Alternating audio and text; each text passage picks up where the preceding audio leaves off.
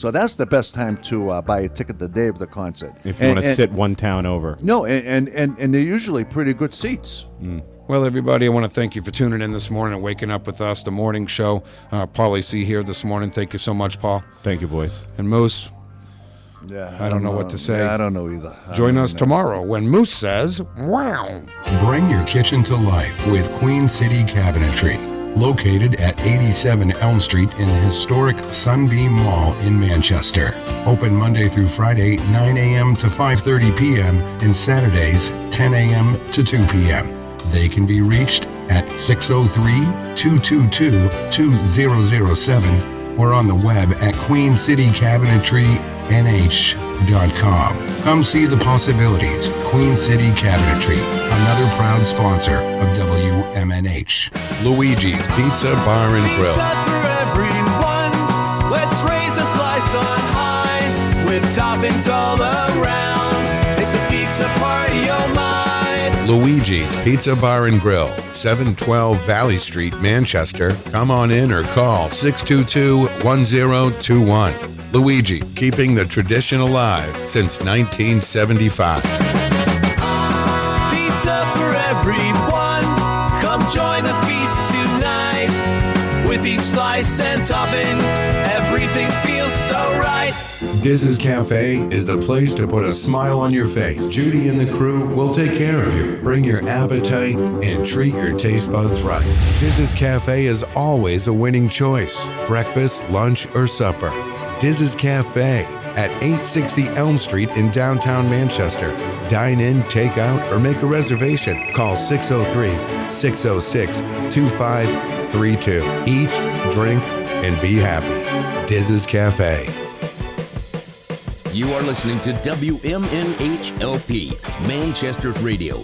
Broadcasting from the top of 1000 Elm Street. Our studios are located at 119 Canal Street and licensed to Manchester Public Television Service in Manchester, New Hampshire. Contact us by email at WMNH953@gmail.com or through our website at WMNHradio.org. It's 9 o'clock. You're listening to WMNH 95.3. World premiere.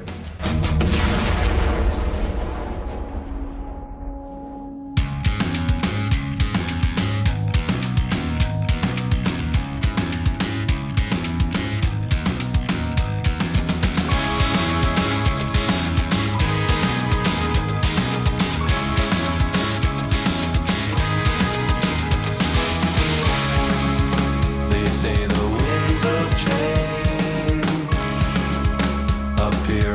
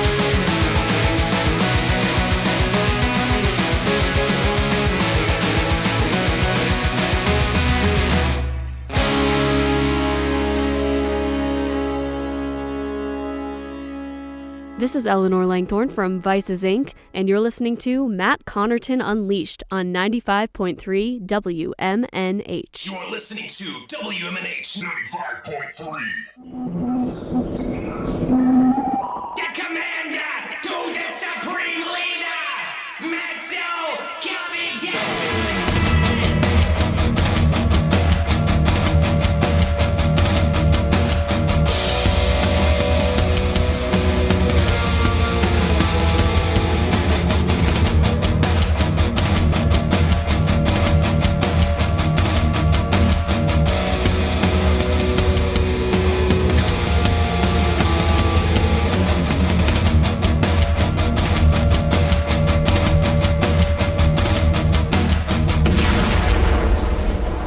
Good morning, everybody. Here we go. It is that time again. Matt Connarton Unleashed, and we are live from the studios of WMNH 95.3 FM in glorious, a bit rainy, but nonetheless glorious Manchester, New Hampshire. And of course, you can stream the show from anywhere. Go to my website, mattconnerton.com/live for all your live streaming options, social media links, contact info, show archives, etc., etc. Today is Saturday, June 14, 2025. That sound you may have heard in the background was me forgetting to mute my phone. Live radio. Boy, I haven't done that in a long time. And by the way, the track that we played to open the show, that is Soda, not the beverage, but the band, SOTAH. If you are watching, well, actually, you can't see from this camera angle, but I was going to say if you're watching the video, you can see the shirt, but you'll see it later. But they are coming in today in the third hour. That is a brand new track, Sunrise. And by the way, I suggest you check out the video, too. They made a wonderful music video for it, and you can find that on the YouTube, and so good. But they're going to be coming in the third hour, and I'm really looking forward to that because I think it's going to be really special. So they've been on the show before. Casey Darren is amazing. We love him, and really looking forward to that. So we've got an exciting show for you today. But joining us right now, we have in studio with us, Rachel Moline is here, and let me make sure we can hear you. Hello, Rachel. Hello. Welcome to the program. Thank you. So you're going to play, you've got your guitar. And again, if you are watching the video feed, you can see that she's got her guitar out and looking forward to hearing you play live. Now you don't, just so people know, so you don't have any studio tracks yet, but I assume you're going to be going into the studio at some point soon because you've got some original music as well as covers, correct? Correct. I do a lot of covers. I'm starting to write music. I think I've finished one, and I've almost finished with a second one. Oh, no kidding. Oh, very cool. I write a lot of lyrics. I just have to put music to them. Oh, has that always been the case with you? Have you always, did you start out writing? Some singer-songwriters will start out kind of writing poetry, and then they'll say, these would make good songs. Maybe I should put music to these. I mean, is that, because you mentioned you have a lot of lyrics. Yeah, they kind of come as journal entries, but they come out as songs. And I always thought, someday I'll put this to music. Yeah. So I've got like a backup list of. Now, why now? Because you said so recently you started writing music, but I assume you've been performing covers and such for a long time, correct? So I've been playing guitar a long time, but 2.5 years ago I started doing open mics nights with Andrew North and the Rangers. Yeah. Shout out. Yeah, we were talking off air about them, and that's kind of how you got started doing the open mics, right? Mm-hmm. I've always wanted to do music, but recently I've finally I guess it's giving yourself permission to go for it. Yeah. So, what was holding you back? Is it something you can identify, or was it just? Yeah, I struggled a long time with kind of the societal pressure to get a career, get the right job, figure your life out. And I just turned 40 last weekend. Oh, happy birthday. And I told myself I wanted to have my dream job by the time I'm 40. Yeah. I've had one paid gig so far. So. Yeah. Well, it's a start. It's a start. Yeah. And you're a professional musician now. Because the way I've always looked at it, sometimes people will kind of agonize over, well, when can I call myself a professional? Yeah. If it's something that's not their full-time job, when can I call myself a professional? And the way I've always looked at it is, no, and this applies to music or anything that you do in life that you're passionate about. Once you've been paid for something, that's it. You're a pro. You can call yourself a professional musician, as far as I'm concerned, even if you've only had one paid gig. Sweet. And there will be more, right? I mean, because once that starts, as long as you keep at it, that's going to grow and grow. And so that's awesome. Good for you. Thanks. Good for you. Is that so turning 40, is that what made you say, I got to do this now or never? Or Actually, it was when I got an office job a couple years ago. yeah. Is that when you started thinking, I don't know? I was the most, it was hard. Yeah. I'm not an office job person, and I got really depressed. And I was really? like, what am I doing with my life? This isn't me. Yeah. And then actually listened to a book by Dave Stewart of Eurythmics, his audiobook about how the band started, and it was like really inspirational. Oh. Between that and I went to one show every month last year, musicians, and just like seeing people do it. Yeah. Like, it can happen. It's possible. Yeah. Yeah. It was a world changer. Yeah. Good for you. Good for you. Well, I'm dying to hear you play. I have not heard you play at all yet. So now but I know from what I've seen online, it looks like, people are really digging what you're doing. So, I just realized too, that explains the picture. So it ended up being the picture that I used to promote today's show of you on Facebook, and you wrote, so this is what it's like or something. Yeah. It's you on stage and you're like, this is what it's like. It's like, okay, so she really is new at this. Yeah. So very, very cool. Well, I'm dying to hear you play. I'm sure the listeners are too. Right. What are you going to do first for us? I'm going to do Live and Die by the Avett Brothers. Okay. Excellent. This was a song that I played at... Every year I play at a New England Mountain Bike Association has a meetup, and they asked me to play a couple years in a row. Oh, cool. That's probably that's how I started performing, and okay. This was one of the songs that a friend got me to do. All right. Excellent.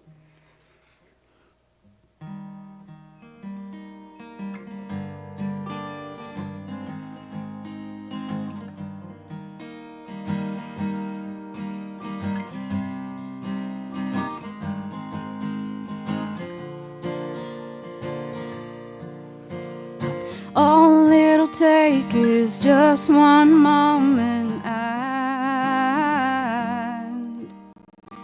you could say goodbye to how we had it planned. Fear like a habit, run like a rabbit, out and away, through the screen door to the unknown.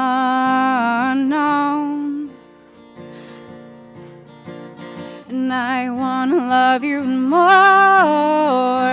I wanna find you more. Where do you reside when you're high? How can I find you? And I wanna send you more, I wanna tempt you more. Can you tell that I am alive? Let me prove it. You and I were the same, live and die, we're the same. Your voice, know my name. You and I were the same. Live like a pharaoh, sing like a sparrow anyway. Even if there is no land or love inside, we bloom like roses, lead like Moses, out and away, through the bitter crowd to the daylight. And I wanna love you more, I wanna find you more. Can you tell that I am alive? Let me prove it to you. You and I were the same, live and die, we're the same. You rejoice, I complain. You and I were the same, live and die, we're the same. You and I were the same. Hear my voice, know my name. You and I were the same.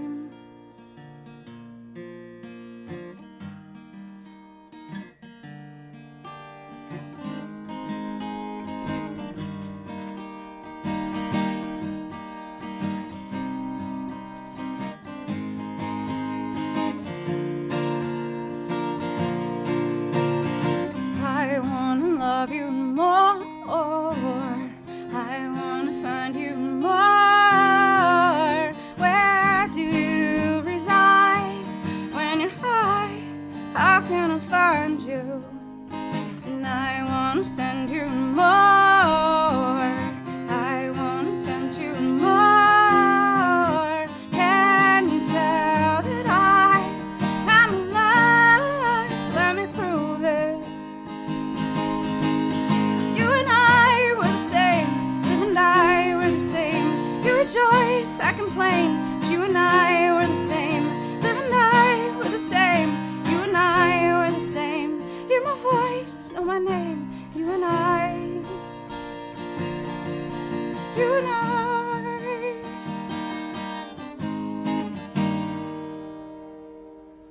Oh, very nice. Very nice. If you're just joining us, Rachel Moline is here with us live in studio, sounding amazing. That was wonderful. That was wonderful. Tell me about, are they a big influence on you? No, actually, it just happened to be a song that my buddy I was playing with picked. He was like, I love this song. I had not really listened to them much. Yeah. Played it. Turned out I loved it. I don't know. I just kind of pick up music that clicks with me. And Yeah. Yeah. Do you have, are there specific influences that have really kind of shaped your approach to how you play? And I'm especially curious too about your singing, because you've got a great voice, and I'm curious like how you learned to sing and who you listened to, or maybe you even took lessons. I don't know. It's been a mix, but I grew up in choir. Okay. A church choir when I was a teenager. I was Yeah. in choir for about 6 years. That's where I got my musical, I guess, training. The more you do it, the more it. Yeah. I never learned how to read music or anything. I just like sang. I loved singing. Yeah. I listened to a lot of like punk and rock growing up, and I don't know if that had any influence, but just definitely energetic and loud. And, Yeah. And I just kept singing. Yeah. Took lessons once. Did you? Yeah. Yeah. Like literally one lesson, or for just for a like while, but 6 months. Oh, okay. Do you think it helped you? Yeah. There's definitely things that have stuck from it. Yeah. I think I absorb a lot by listening to other people. YouTube does a lot. Oh yeah, yeah. Well, that's the thing. Yeah, YouTube. You can learn so much from YouTube. It's probably put a lot of music instructors out of business. Actually, now that I'm thinking about it, YouTube, because if you think about it, that never really occurred to me until just now. But yeah, it's probably, like I remember, buying DVDs about how to sing and how to play, and that's, of course, you don't need to do that anymore. I've seen instructors go online though. Oh yeah, yeah, of course, yeah. So I don't know. Maybe it's Yeah, the ones who are comfortable with it. But sure. I took voice lessons, and from a variety of different instructors over the years, and I doubt any of them are even still in business. But they didn't help me much. I'm not a bad harmony singer. I can kind of find the octave and lock in, but on my own, I get lost. Sure. Everything's easier when you do it with people. Oh, other yeah. musicians. Yeah. No, but starting singing in choir, I mean, I think that's a great way to start. I've always heard Daryl Hall say that. Like, he learned to sing because when he was a kid, his mom took him to church. Yeah. And that's, growing up in Philadelphia, that's, that was a great way to start, And his mother also is I say is because I think she's still alive, but she's also a vocal teacher herself, and she taught him how to breathe and everything, and took him to church and said, "Here, sing with these people." And yeah, that's cool. Yeah. Now, what about guitar? How did you learn to play guitar? I got my first guitar when I was 17. From like a summer crush. He played me he taught me how to play GCD. Yeah. And then over the years, it's just been slowly picking up some songs. Yeah. The first song I ever learned was Boston by Augustana. So I guess we were talking about musicians and bands. Augustana's, they're not super popular, but they were like so influential to me. Yeah. Probably when I started writing songs, it was a lot of like kind of dark, sad sounding music, and so a lot of my lyrics would come out as like these sad stories, and yeah. I like heartfelt things. So I like emotion. Sure. But anyway. Okay. Yeah, and then it was 2.5 years ago. Again, doing open mic nights, I was like, well, I'm gonna pick it up again. So I picked up my my old guitar that I got in San Francisco years ago on a whim. Yeah. Did you go a really long time without playing at all, or did you kind of? I probably went stretches, a couple years stretches, and then I'd pick up guitar and like fiddle with it. Yeah. Yeah. I might have gone 5 or 6 years without really playing. Kidding. Yeah. I started dabbling in the keyboard too, and that was fun. Yeah. Guitar is always way more intimidating. Yeah. So when did you? But it was a couple of years ago that you picked it back up and really started to focus on it, or? Yeah. Yeah. And I just had to again, it was giving myself permission. Just I don't really still sometimes feel like I don't know what I'm doing, but I learn songs. I find songs that I love, and I'm like, I wonder if I can learn that. Yeah. If it's too complicated, I let it go. Yeah. And then find ones that are easy. So that makes me curious. Like, what have you? Is there anything you can think of specifically that you tried to learn that you felt was too complicated that maybe you'll put aside and come back later? I'm always curious about this kind of thing. Is there anything? I think there was a Beatles song. Yeah. I can't remember what it was called. Yeah. I can't remember which one, but they use a lot of. When I say complicated chords, it's like you have to stretch your fingers around, or there's a chord change every beat almost. Yeah. It feels like. Yeah. And sometimes I've learned too to allow myself to just instead of changing chords, you might find one that sounds similar, so just stay on it. Right. Make it simple. Yes. Absolutely. When I was a teenager, so I took guitar lessons, but I was kind of a lazy kid. If I wasn't good at something quickly enough, I would tend to give up on it. Same. And that's how I ended up. And bass players hate when I say this. I know that, but I'm a bass player, so I can say it. That's how I ended up playing bass, because I got frustrated with the guitar, and then I picked up a bass. I was with some friends, some musicians, and I picked up a bass, and I seemed to have a feel for it really quickly. And I was kind of like, oh, 2 less strings, and I don't have to know any chords. I think I found my instrument. And it turned out I did find my instrument, because I ended up playing in a bunch of bands over the years. But and I'm not a bad bass player, and I can still play a little bit of guitar. I can play in a punk band probably, but yeah, it's but I know what you mean, and it's like you can kind of psych yourself out by trying too hard to emulate exactly what the original artist did when you can change it, and make it sound the same. There's no rules really. I mean, music theory is music theory, but that doesn't mean you have to do it exactly the way it was done to make it sound good. And if along the way you kind of make it your own, that's good too, I think. Yeah, I think music has taught me that can be a perfectionist, and it's a lot of you're hard on yourself, and it's like that has to really be ingrained. It's okay to be flexible with the song. It's okay to put your own spin on it. Yep. And people want that probably. Yeah. Some people do. I mean, some people. There's always some people who will complain, like, "Oh, you didn't play that right." But it's like, But to me, I always like, it's like if I see a cover band, I don't necessarily want to hear everything exactly the way it sounds, the way the original artist played it. I kind of want to hear. It's like, okay, I know how the original goes. I hear it on the radio. I can pull it up online. I want to hear your interpretation of it. You know what I mean? That to me is more interesting. But there are some people who are just like, oh, you didn't play that the way I know it. It's like, well, go listen to it the way you know it. The way you know it is available to you. Yeah, that's true. That's true. It is about creativity. Yeah, or it should be at least. It should be. You want to play another one? Okay. All right. If you're just joining us, Rachel Moline is here with us, live in studio, sounding great. Oops, sorry. Okay, I'll play an original. Okay, awesome. Super scary. So this will be the first time this has been played on the radio. That's true. It's a world premiere. Oh my gosh. Yes. Is this recorded? Well, of course. It's technically the first time it's ever been recorded too. So. This will be the first time. Wait, you know what? Just for that, I should do this for you. You are listening to WMNH 95.3. World premiere. Oh, you probably couldn't hear that because you don't have headphones on. No. I gave you the world premiere bumper. Oh, wow. Yes. You'll hear it later when you listen to it. Okay. All right. And what's this called? This song's called The Moment. It's very short. It's about living in the moment, really. Okay. A lot of times they escape us. Yes. Before we've had a chance to do something about it. And Let's bring that back. All right, Rachel Moline.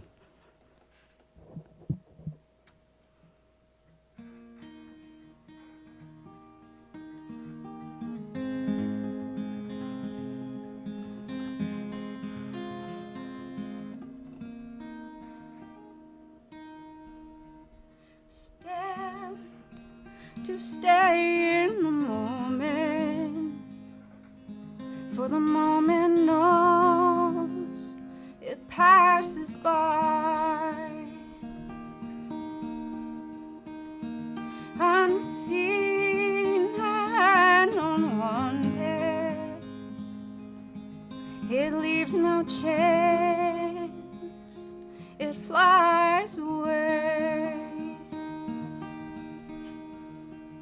Bring the moment back now, because I know what I would say.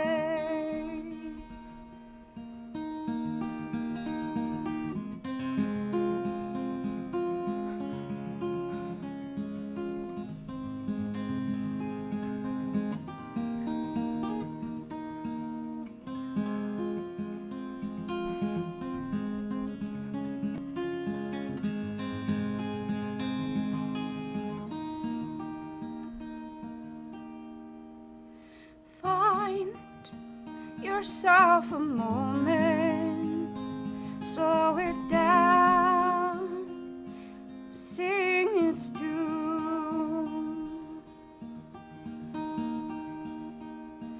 Come and sit beside me, we'll fly away, we'll fly away.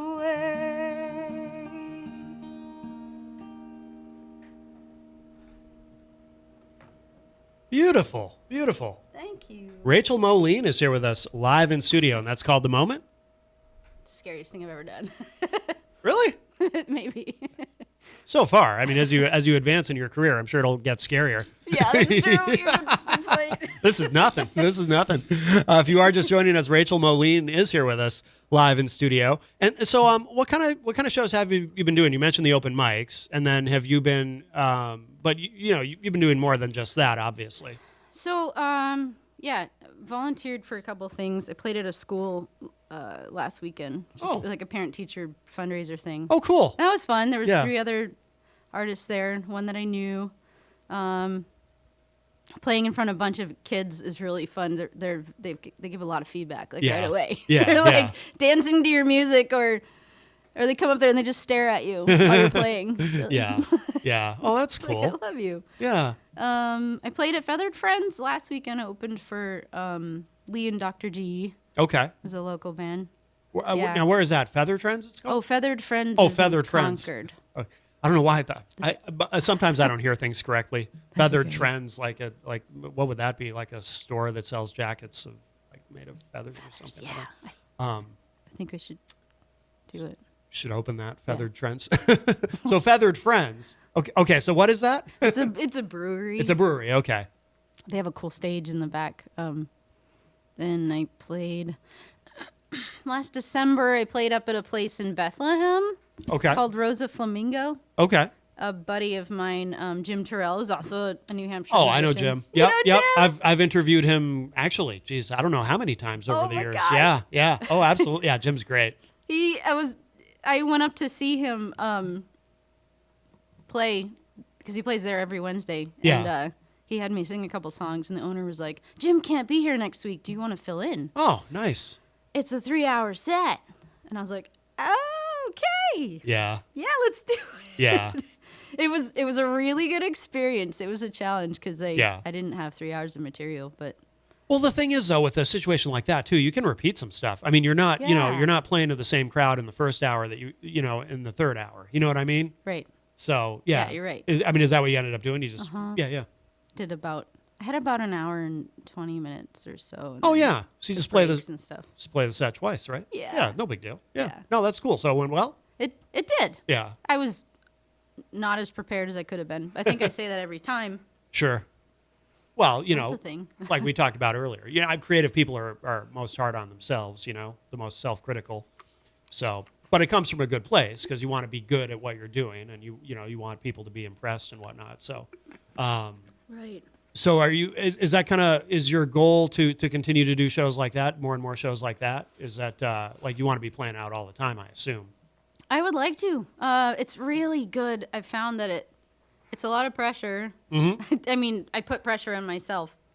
Yeah. But it's really good to develop my set list, and I'm learning so much as I'm learning songs. And, yep.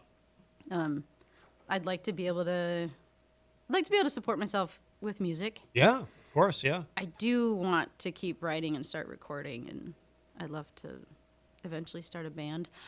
Can I say I'm looking for a fiddle player? Okay. I know that there's fiddle players like all over, but yeah, I would love to collaborate with someone. Now, why a fiddle player specifically?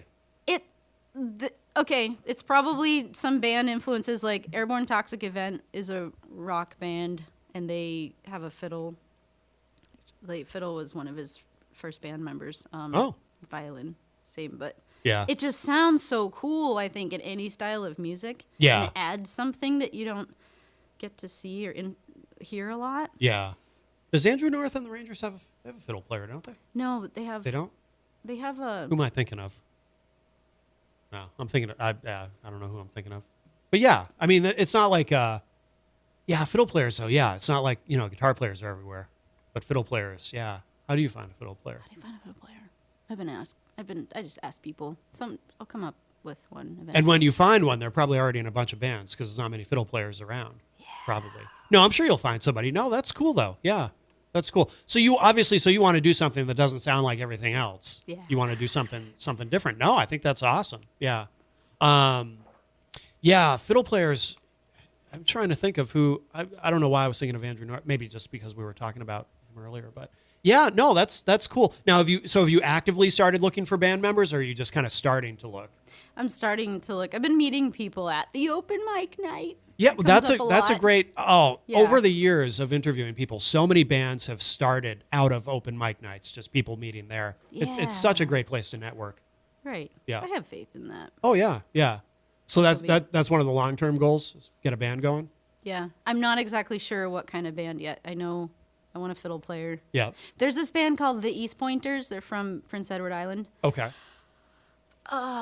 Recently, I went to see them last year, and that was a moment. It was one moment where I was like, I can do this. Yeah. They're a guitar player and a fiddle player, and one of them switched to keyboard.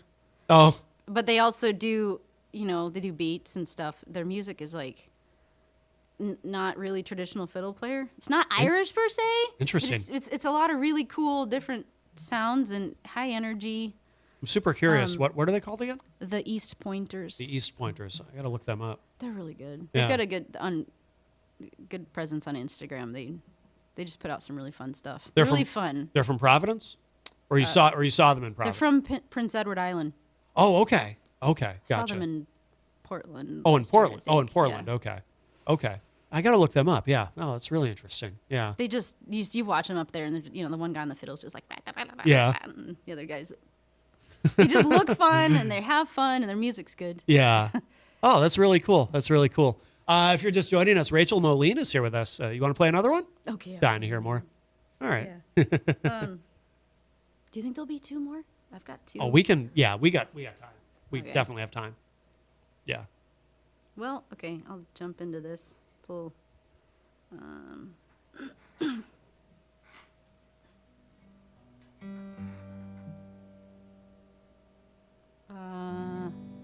The song's called "What's Up."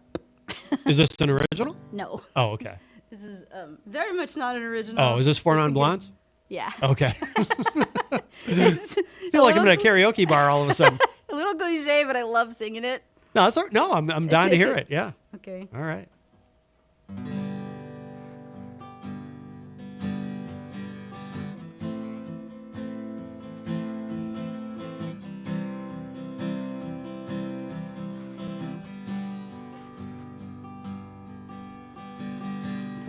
Years and my life is still trying to get up that great big hill of home for a destination. I realized quickly that I knew I should, that the world was made up of this brotherhood of man, for whatever that means. So I cry sometimes when I'm lying in bed, just to get it all out what's in my head. And I'm feeling a little peculiar. So I wake up in the morning and I step outside and I take a deep breath and I get real high and I scream from the top of my lungs, what's going on? And said, hey, hey, hey, hey, hey, hey, hey. I said, hey, what's going on? And I said, hey, hey, hey, hey, hey, hey, hey. I said, hey, what's going on? Ooh, ooh, ooh, ooh,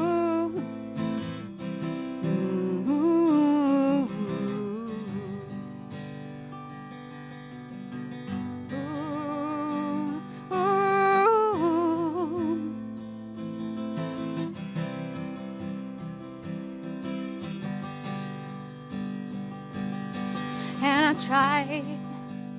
Oh my God, do I try?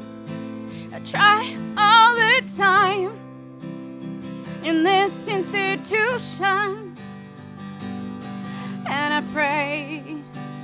Oh my God, do I pray?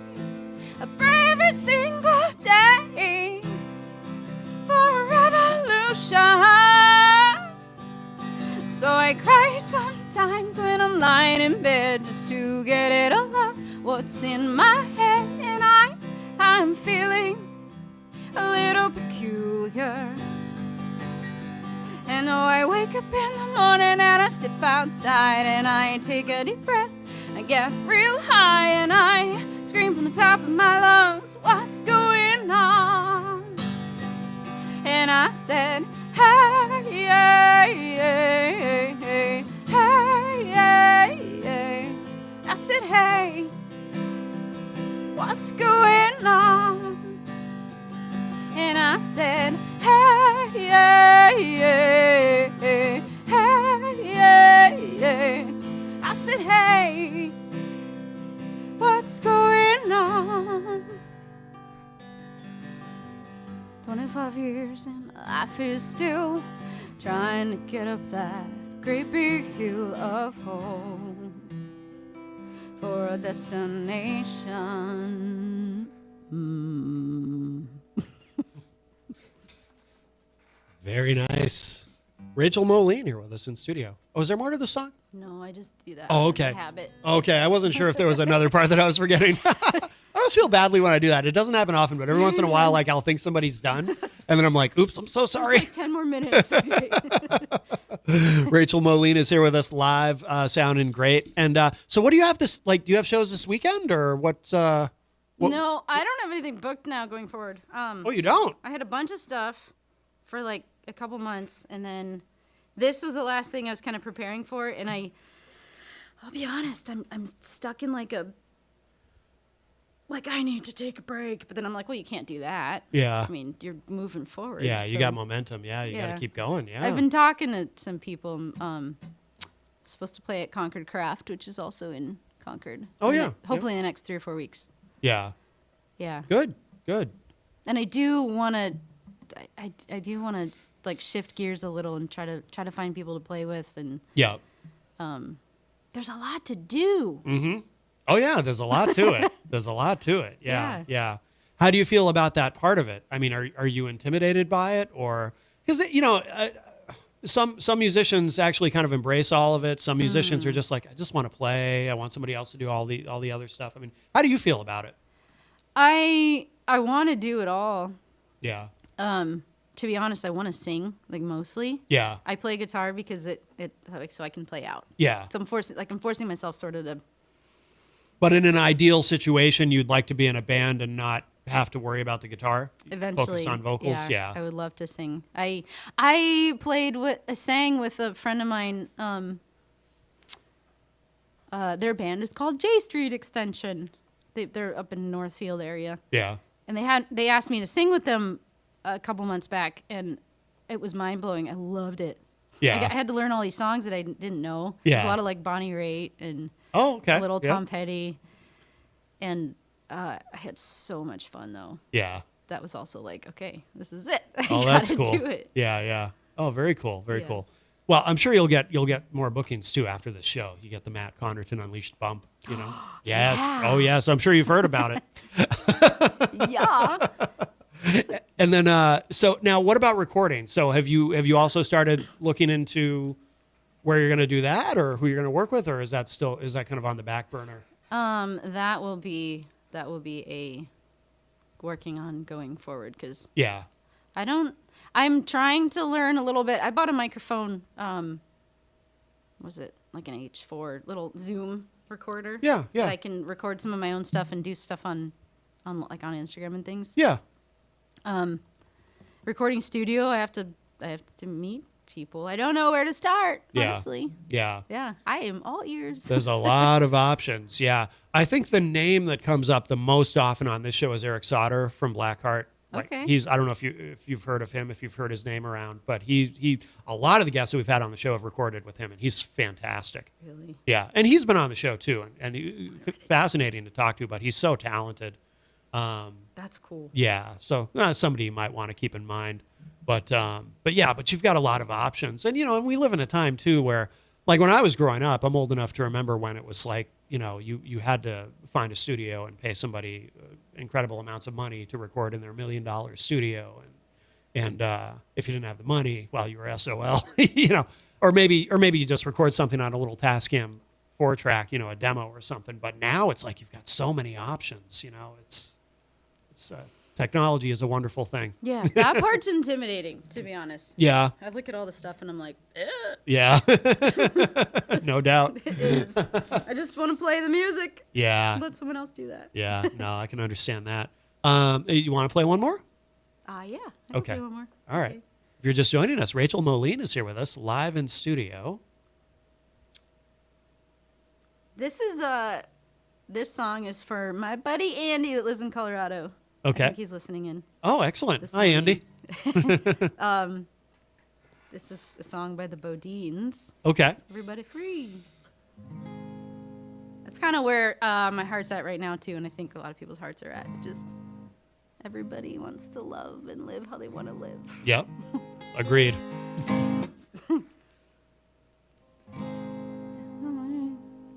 Sorry, I need to take a second. No worries. Everybody wants to live how they want to live. Everybody wants to love how they want to love. Everybody wants to be closer to free. Everybody wants to touch a little bit.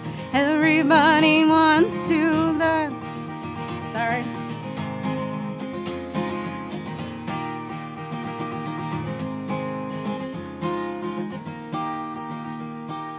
Everybody wants to live how they want to live. Everybody wants to love how they want to love. Everybody wants to be closer to free. Everybody wants respect, just a little bit. Everybody needs a chance once in a while. Everybody wants to be closer to free. Everybody one, everybody two, everybody free.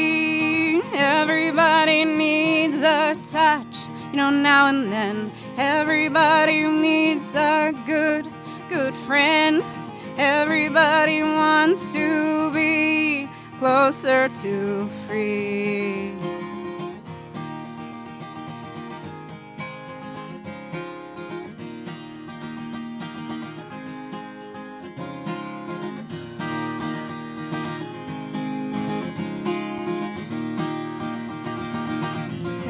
Everybody one, everybody two, everybody free. Everybody wants to live how they wanna live.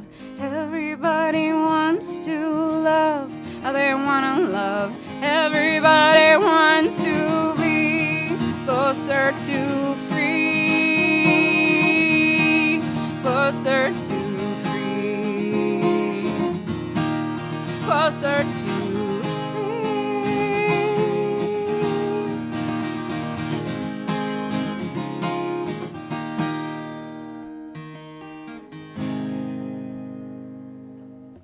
Oh, wonderful, wonderful. Rachel Moline here with us, live in studio, sounding great. Rachel, what should people know about where to find you online to keep up with everything that you're doing?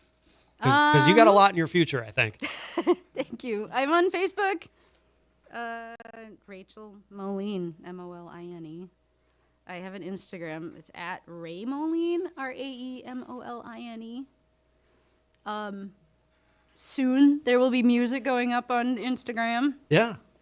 Right now I tend to post a lot of other musicians because I think they're better than I am. Yeah, those two. Okay. I suppose. Yeah, yeah. And every first Wednesday of the month at yes. Bank of New Hampshire stage in Concord. If there's any fiddlers out there, meet me there. There you go. There you go. That is awesome. Well, Rachel, thank you so much. This has been wonderful. Thank and you. We'll definitely do it again in the future. And especially, too, when you got some studio stuff, too, we'd love to play it. You know, all right. We like to do the world radio premiere. So you'll get to hear the bumper when you listen back to this later.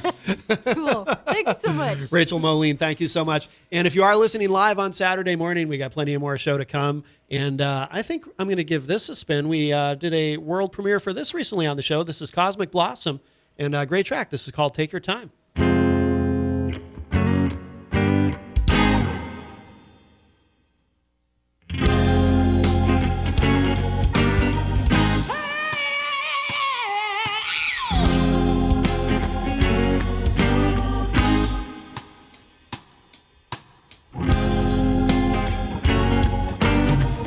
I'm gonna spend my days walking through the sun.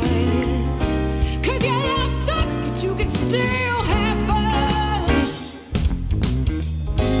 I've got folks coming around calling me a jerk. Oh, 'cause lately I don't feel like doing no work. You gotta explain something to me 'cause I don't understand. Why all my precious time has to go back to the man.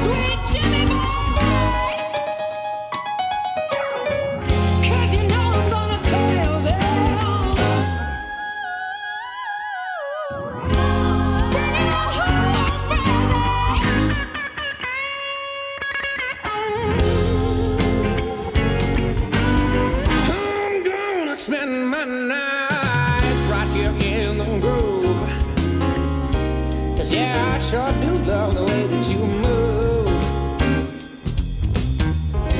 I'm thinking that you're gonna find I'm a sweet, simple dude. All I care about is getting you all in the mood. And I know my little soul, it ain't gonna stand a chance, no it don't. If I don't get the nerve to ask you all to dance, just don't go catching fears or the little gypsy boy. No, no, he's getting high and playing tunes, being unemployed.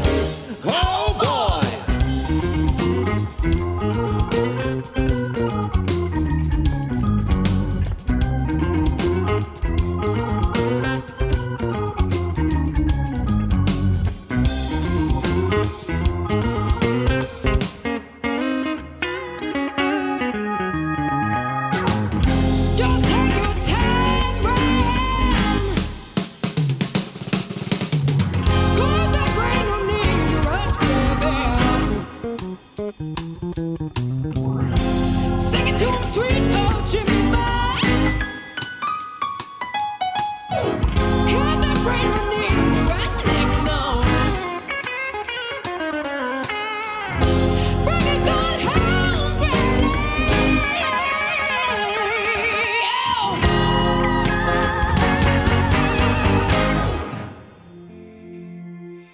Just can't forget all the places where we've been. And I just can't erase all the things that we have seen. Now I lie awake 'cause I see you in my dreams. Oh please Maxine, set me free.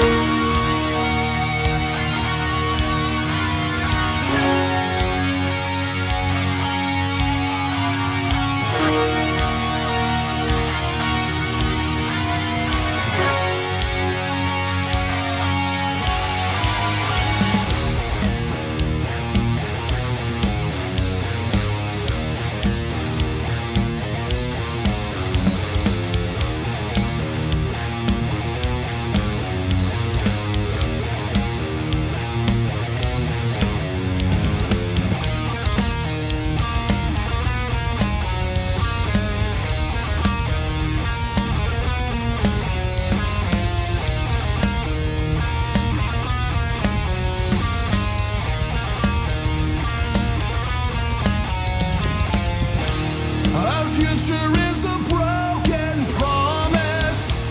The warning signs are all around us. We tell ourselves a lie that there is time to change, time to save. But we would rather live in madness, the light of hope consumed by blackness, and blind to what it takes to pull us from the edge, from the end. When Mother Earth is asked a question, will we remember how to answer? Or will we be the stewards of a broken world? The harvest of the dying garden, compelled to finish what we started. So set the world on fire and watch it burn.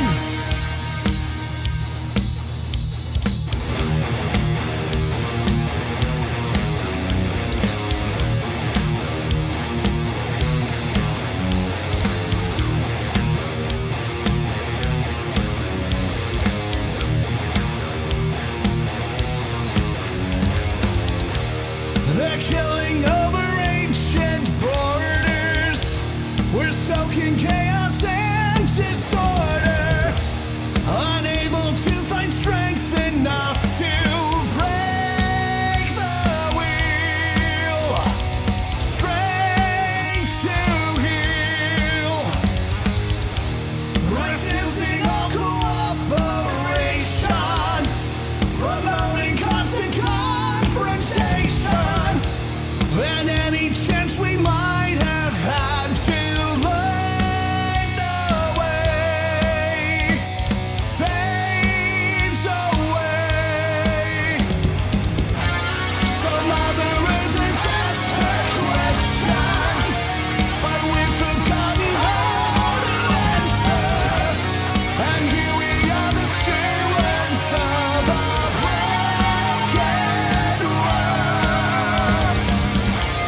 And in this time of revelation, in spite of all our best intentions, there's nothing we can do but watch it burn.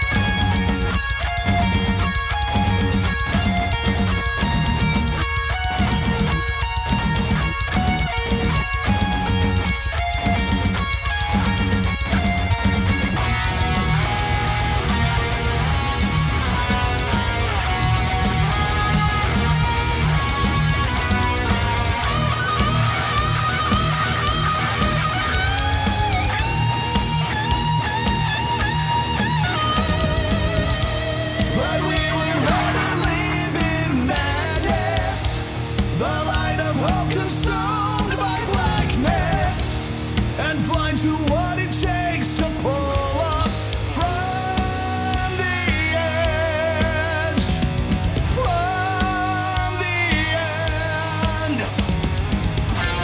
So Mother Earth has asked a question, but we've forgotten how to answer.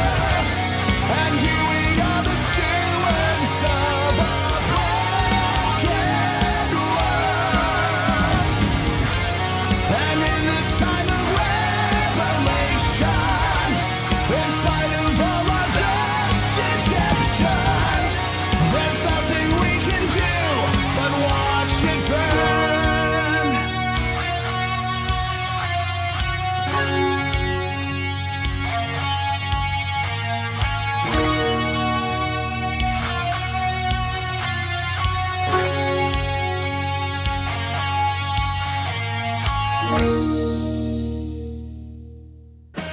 Luigi's Pizza Bar and Grill. For everyone, let's raise a slice on high with toppings all around. It's a pizza party, oh my. Luigi's Pizza Bar and Grill, 712 Valley Street, Manchester. Come on in or call 622-1021. Luigi, keeping the tradition alive since 1975. Pizza for everyone, come join the feast tonight. With each slice and topping, everything feels so right. In times of crisis, you need a law firm that stands by your side. With over 40 years of experience, Craig & Getsoulis is dedicated to fighting for your rights.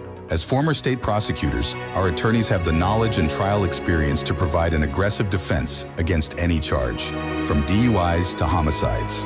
If you've been injured, our compassionate team will assess your case and fight for the compensation you deserve. Serving all of New Hampshire, Craig & Getsoulis is here when you need us most. Visit CraigGetsoulis.com for a free consultation. Craig & Getsoulis, your advocates, your allies. Bring your kitchen to life with Queen City Cabinetry. Located at 87 Elm Street in the historic Sunbeam Mall in Manchester. Open Monday through Friday, 9 a.m. to 5:30 p.m. and Saturdays, 10 a.m. to 2 p.m. They can be reached at 603-222-2007 or on the web at queencitycabinetrynh.com. Come see the possibilities. Queen City Cabinetry, another proud sponsor of WMNH. Diz's Cafe is the place to put a smile on your face. Judy and the crew will take care of you. Bring your appetite and treat your taste buds right. Diz's Cafe is always a winning choice. Breakfast, lunch, or supper. Diz's Cafe at 860 Elm Street in downtown Manchester. Dine in, take out, or make a reservation. Call 603-606-2532. Eat, drink, and be happy. Diz's Cafe. When it comes to keeping WMNH on the air and your own personal or business computer needs, trust Groland Computers. Located on Elm Street in Manchester, Groland handles computer repair, virus removal, and custom-built systems. Are you looking for budget-friendly options? Check out our selection of fully inspected used computers. We offer tailored on-site solutions. No unnecessary expenses here. Visit Groland.com or call Groland Computers at 603-645-0101. Your tech, your way. Trust Groland Computers.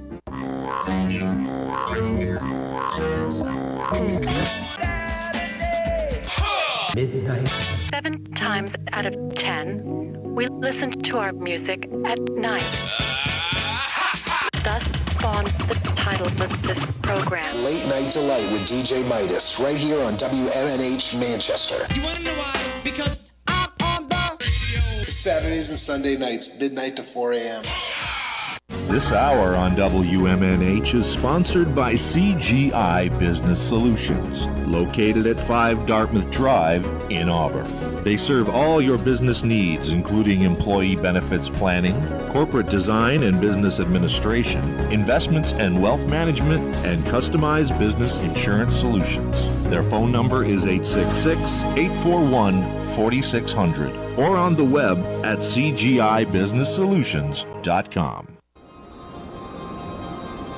Behold the harmony of airwaves as you immerse yourself in the captivating frequencies of WMNH-LP, the sonic heartbeat of Manchester, transcending through the ether at 95.3 megahertz frequency modulation. Our transmissions emanate from the zenith of 1000 Elm Street. Venture into the heart of our creative realm at 119 Canal Street, where innovation and sound collide. We bear the imprimatur of Manchester Public Television Service in the venerable city of Manchester, New Hampshire, USA. Enrich your auditory journey with the depth of our licensed residents. Dispatch your missives to WMNH953@gmail.com or traverse the virtual corridors of WMNHradio.org. Engage with our sonic vibrations by communing with us through the digital channels. Your radio beckons, eager to enthrall you with its mesmerizing cadence and envelop you in a symphony of boundless auditory wonder. WMNH, rip the knob off.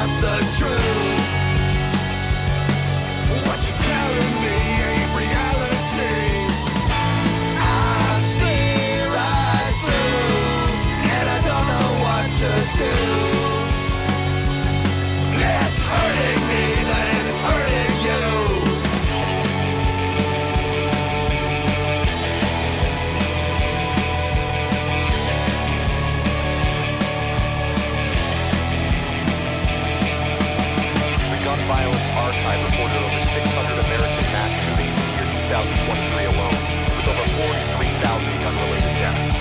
There is no time for debate. The time for love is now. The time for hate is never.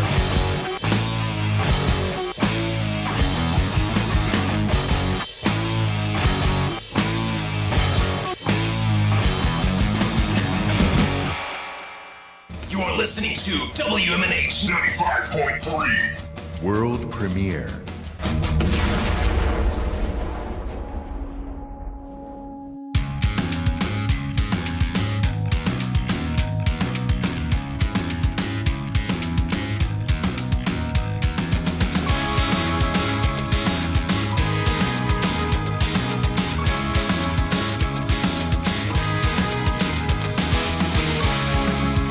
They say the winds of change appear after the rain, but only some may find where the sunlight lies.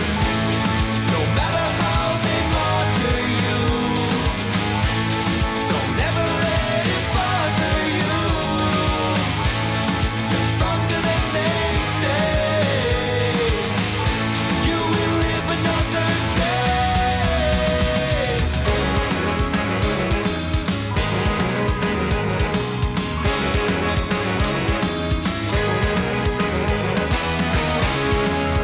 Did you grow from the pain, or just suffer in vain? Sometimes it's hard to find your own peace of mind. I lie awake and think of you, and all the selfish things I do. I just can't understand how to make a man. When will the sunrise, sunrise? Out of the moonlight, moonlight. So sick of the night, the night. Bring on the sunlight, sunlight.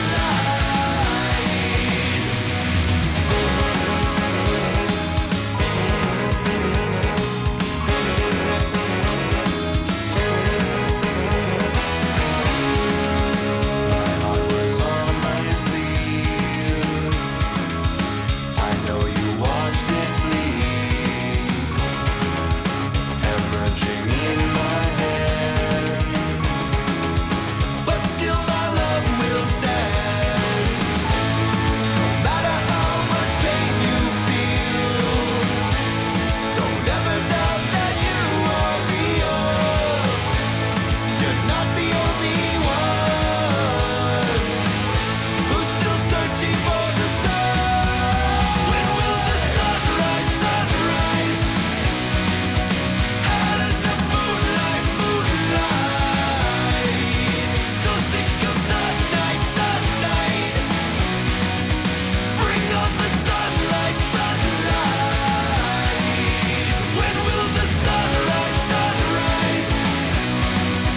Out of the moonlight, moonlight. So sick of the night, the night. Bring on the sunlight,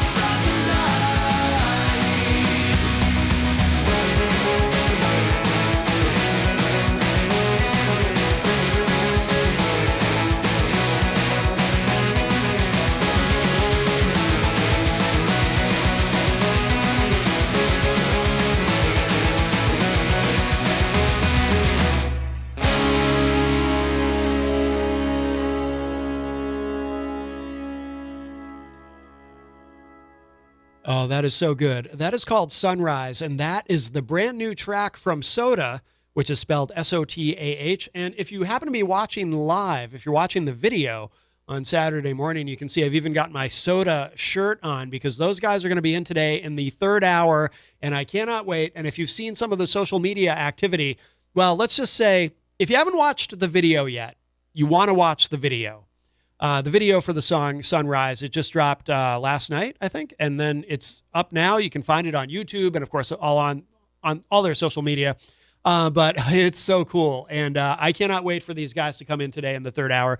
They've been on the show before, or at least Casey has. Casey Darren from Soda has been on the show. Actually, I think a few times now. But so talented. Love that song. Jenny was commenting in the chat room because we also played it to open the show today that she woke up with it stuck in her head this morning because it's so catchy. Such a great track. So really looking forward to that. So if you are listening live on Saturday, make sure you stick around. We have, of course, we are well into hour number 2 numero dos of Matt Connarton Unleashed. And thank you again, of course, to Rachel Moline for joining us during the first hour today. She's just starting out in her career, but I think she's got a lot of great stuff ahead of her. Very talented. So welcome, everybody. By the way, Jenny is not with me this week, but if you want to keep up with everything Jenny is doing, she's been very, very busy. I'll give her website a plug, jencoffee.com. And follow her on social media. She's up to a lot of great stuff. Very proud of her. Of course, today is Saturday, June 14, 2025. Hey, I want to share a quick story with you all. And I don't know, some of you might be amused by this. So I made a purchase on eBay recently, and nothing too exciting. I just bought a computer. I needed another computer for our home studio because in addition to doing this show here every week at WMNH and this beautiful studio that we have here at 95.3 FM. Love it here. But we also have a podcasting studio that I have at home. And obviously there's, you need computers for that. And Jenny did a wonderful job. A lot of the wonderful things that people bring us, guests, they come in, they bring us t-shirts and stickers and all kinds of stuff, or even vinyl records. And Jenny decorated the studio with all that stuff. I should take some pictures of it. But, to support all the great guests that we have on the show. Especially the ones who bring us stuff. We like that. We like when you bring us things. You're not required to, and we don't expect it, but it's always really cool when people do that. So anyway, so we have the podcasting studio at home, and I do a couple of, in fact, today, if you're listening live on Saturday, this afternoon, Eric Pilcher and I are going to be doing episode 7 of Tough Bumps, our wrestling podcast. I know Melanie La Liberté in the great state of Vermont, huge fan.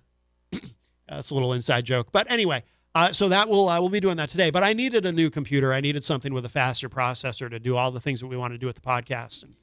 And that's just one of the ones that we do from the home studio. So that has no affiliation or connection to WMNH. That's completely separate. But it streams online. If you follow me on social media, you'll see all this stuff. But I needed something with a faster processor. So I ordered something. I ordered a refurb on eBay, a refurbished computer. And, some of these places that you order these computers from, you can input whatever specs you want. So if you need a certain processing speed, a certain amount of RAM, memory, so forth, you can put in all the specifics that you need. And of course, the more of any one thing, any one specification that you add, the more expensive the computer becomes. But I found a really good deal on something, on a refurbished. I mean, if I'd bought it new, this same computer with the same specs would have cost me hundreds of dollars. I got this one really cheap. But and the seller I bought it from, they sell a lot of computers and they have a very high, they have a great approval rating. Not approval rating. Sorry, I'm thinking about politics. That relates to another podcast that I do, which I'm not going to talk about here on WMNH, but we'll leave that aside. But that's why the term approval rating was in my brain. What I meant to say is feedback. Because on eBay, you leave sellers feedback, or if you're a seller, buyers leave you feedback, etc. That's what I meant to say, feedback, not approval rating. But the seller had a great feedback rating and whatnot. So I went ahead and I made this purchase and bought this computer. And so I got it, very fast shipping, and I was pleased with that. Got it hooked up and everything. Seems like it's going to do everything that I need it to do for the podcast. It seems like it's fast enough. Everything's good. Only one problem. Now, this is a weird problem. So with the keyboard that came with the computer, I cannot type a letter T, a capital T, I should say, by holding down the Shift key and pressing T. I know if this is boring, just hang with me. This is going somewhere absurd, and hopefully you'll feel that the story has a good payoff, or at least an interesting twist to it. So I can't type a capital T on the keyboard that came with the computer unless I hit caps lock and then hit the T key and then undo the caps lock and then go back to typing in lowercase, every other key on the keyboard, if I hold down Shift and push that letter, it makes a capital letter. That's how you do it when you type. But not with the T. For some reason, if I hold down Shift and press T, it doesn't even make a lowercase t. It doesn't make any T at all. If I don't hold down Shift, it will make a lowercase t. So the key T works. The T key, rather. I said key T. The T key works. I believe I'm suffering from adult onset dyslexia. But anyway, but I can't make a capital T using the Shift key. So I messaged the seller, right? This is where it gets bizarre. I messaged the seller. I said, computer works okay so far, but there was a weird glitch with the keyboard that came with it. I am unable to type a capital T using the Shift keys. The only way to do it is by turning on the caps lock. So far, the T is the only key that is an issue, but I just started using it. This is the response I got from the seller. Check this out. I'm reading this to you verbatim. Thank you for reaching out to us. We apologize for the inconvenience caused. Please be informed that the caps lock key is used to make capital letters. The Shift is more other tasks and is not used to capitalize letters. Let us know if you require further assistance. Let me read that one more time in case you missed any of that, just part of it. Please be informed the caps lock key is used to make capital letters. The Shift is more other tasks and is not used to capitalize letters. Now, look, anyone who knows me at all knows that I'm a nice guy. I'm a nice person. I'm patient. I'm polite, probably too polite sometimes, polite to a fault. I'm a very diplomatic person. And when I'm corresponding with someone, whether I'm speaking with someone or I'm corresponding on the internet, I keep things very polite. And, because people often get angry and get too angry too quickly and so forth. That's not me, I'm assertive. I will assert myself, but I'm not somebody who gets mad and just starts typing angry things. I'm not that guy. I never have been. But I was mad when I read that. I was legitimately angry because it's like, I'm thinking, okay, if you're going to BS me because you don't want to solve the problem, just tell me. I'd rather you just write back and say, we're not going to solve this for you. Fine. I'd rather you just tell me that. I'm perfectly capable of leaving you negative feedback on eBay and then just going and buying a keyboard because a keyboard is cheap. I mean, oh my God, I'd probably pick up a keyboard at Walmart for like $10, $15. I mean, they're that cheap. I can just go buy a keyboard. So if you're not interested in helping me, don't BS me. Just tell me. No, we're not going to solve this for you. Fine. I'll leave you negative feedback. I'll go buy a keyboard, go about my life. But no, they give me this nonsense. So I wrote back, and again, I was angry. I wrote back in all caps. I wrote wrong. And then I wrote, anyone who has ever typed anything knows that you hold down the Shift key when you want to capitalize something. This keyboard does that also, by the way, except when trying to make a capital T. Don't try to BS me like I'm an idiot. Because I was mad. Because that's like the one thing I don't take from anybody. Again, I'm very chill. I'm very laid back. I'm an easygoing person. Anyone who knows me personally will tell you I'm very easy to get along with. But the one thing I don't tolerate from anyone is when they try to talk to me like I'm stupid. Don't talk to me like I'm stupid. I'm not an idiot. I know how to type. I know that you hold down the Shift key when you want to make a capital letter. And even if I were an idiot, I would still know that because, as I said in my message, anyone who has ever typed anything ever in their life knows that's how you type. I could not believe you don't use, please be advised, you don't use the Shift key for that. That's for other things. I could not believe that. I was astonished and I was mad. I was mad. So then I got back. Apparently, maybe in some instances it is good to just go ahead and get angry because the response that I got was, apologies for the inconvenience.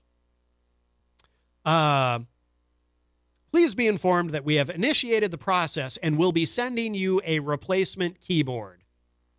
Please let us know how you would like to proceed. And I said, thank you. Yes, please send the replacement keyboard. So apparently they are now sending me a replacement keyboard.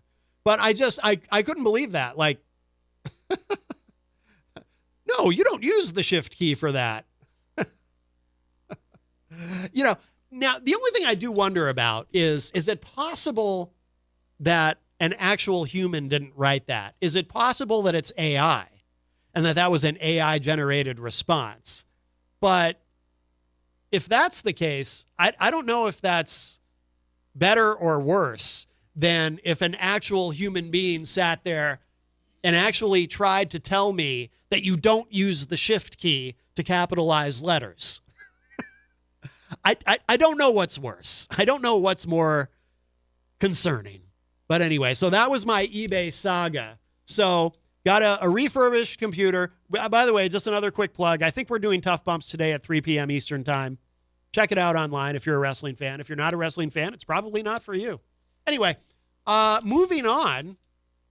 There was some music industry news. Couple of people passed away. We should acknowledge, and this is from the AP. Two people, and I think we mentioned this last night on Retro Spectrum Radio with Paulie C. But this is from the AP. Music revolutionaries Sly Stone and Brian Wilson leave life's stage nearly simultaneously. They both just passed away this week. I'm not going to read this whole article to you, but both were musical geniuses who paid a high price for their gifts. They burned bright with art they created at their peaks and became more moving and meaningful with time, only to see their creative lights extinguished suddenly through mental health and addiction issues. Both were 82 when they died, Stone on Monday and Wilson on Wednesday. By the way, I don't know if I should well, yeah, I'm going to go ahead and say it. Is anyone, maybe AI wrote this article. I don't want to distract from the fact that we just lost two musical revolutionaries, as is mentioned in the AP title, but does anyone notice anything odd about that paragraph? Let me read that again. Both were musical geniuses who paid a high price for their gifts. They burned bright with an art they created at their peaks and became more moving and meaningful with time, only to see their creative gifts extinguished suddenly through mental health and addiction issues. Both were 82 when they died. Okay, never mind. I think I misunderstood that paragraph. So the way it was written, I kind of took it as the author of the article saying that that mental health and addiction issues caused them to pass away, when in fact, they were both 82 years old, and but so I think it was old age, but no, I realize now. I mean, I don't think it's as artfully written as it could have been, because it did cause me to misunderstand it a little bit the first time I read it. But no, I understand. Then I'm not going to read the whole thing. There's people in the article being quoted talking about how strange a coincidence it is that they both died the same week, which is odd. I don't know why it's a strange coincidence, but anyway, a couple things about each of them. So there's a section here. Brian Wilson captured the California sound. With his late brothers, Carl and Dennis, Beach Boys co-founder Wilson was the architect of the California sound that captured surfing and sun, beaches and girls. Yet for all the fun, there was something much deeper and darker in Brian's abilities as a composer. It was more than disposable music for teenagers. He had an unparalleled melodic sense, hearing sounds in his mind that others couldn't. He could worm his way into your head and then break your heart with songs like In My Room and God Only Knows. The tour de force, Good Vibrations. Had anyone ever heard of the theremin before he employed its unearthly wail, is a symphony of both complex, that is both complex and easily accessible. And it goes on to talk about his career. Brian Wilson is a very interesting guy. Now, I'm not the biggest Beach Boys fan, but certainly a ton of respect for them. But I have a memory of my dad and I watched, I don't know if he'll remember it. This was a long time ago. I was either still living at home or at the time, or I might have moved out and was visiting. But I remember we ended up watching, because it wasn't something we planned. It was kind of a spontaneous thing, but we watched a documentary, and I don't even recall, I don't remember the name of it. Again, it was a long time ago, and I don't even remember for sure if it was specifically about Brian Wilson, if he was the main focus, or if it was a Beach Boys documentary that just had a lot of Brian Wilson in it, because obviously it would, right? Because he was such a key component of the Beach Boys. But Brian Wilson was a really interesting guy, but he did have a lot of mental health struggles, and a lot of people took advantage of him, frankly. And but one of the interesting things about him was he was such a musical genius that he kind of took his own talent for granted in some ways. This specifically stands out in my mind. A family member of his, might have been his daughter or somebody, was at his home, and he spontaneously sits at a piano and he writes something, and it's really, really good. And it so impresses the person who was there at his house, hearing him compose this incredible song, who then said to him, "You've got to write that down." Or like he creates this song, and then he basically says, it was getting late. He said, "Well, I got enough of that. I got to turn in. I got to go to bed." And then whoever it was who was there with him says, "You've got to write that down or record that or something. Aren't you going to document what you just did? That's incredible. You have to save that." And he just kind of shrugged and said, there'll be another one tomorrow that's just as good. And he just goes to bed.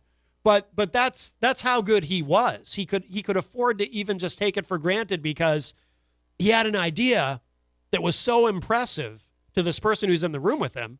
And it didn't even matter to him because he was just like, well, there'll be another incredible idea tomorrow. What's the matter? Why is it even important? That's how good he was. We should also talk about Sly Stone, of course. There's a part here. I'll just read part of this.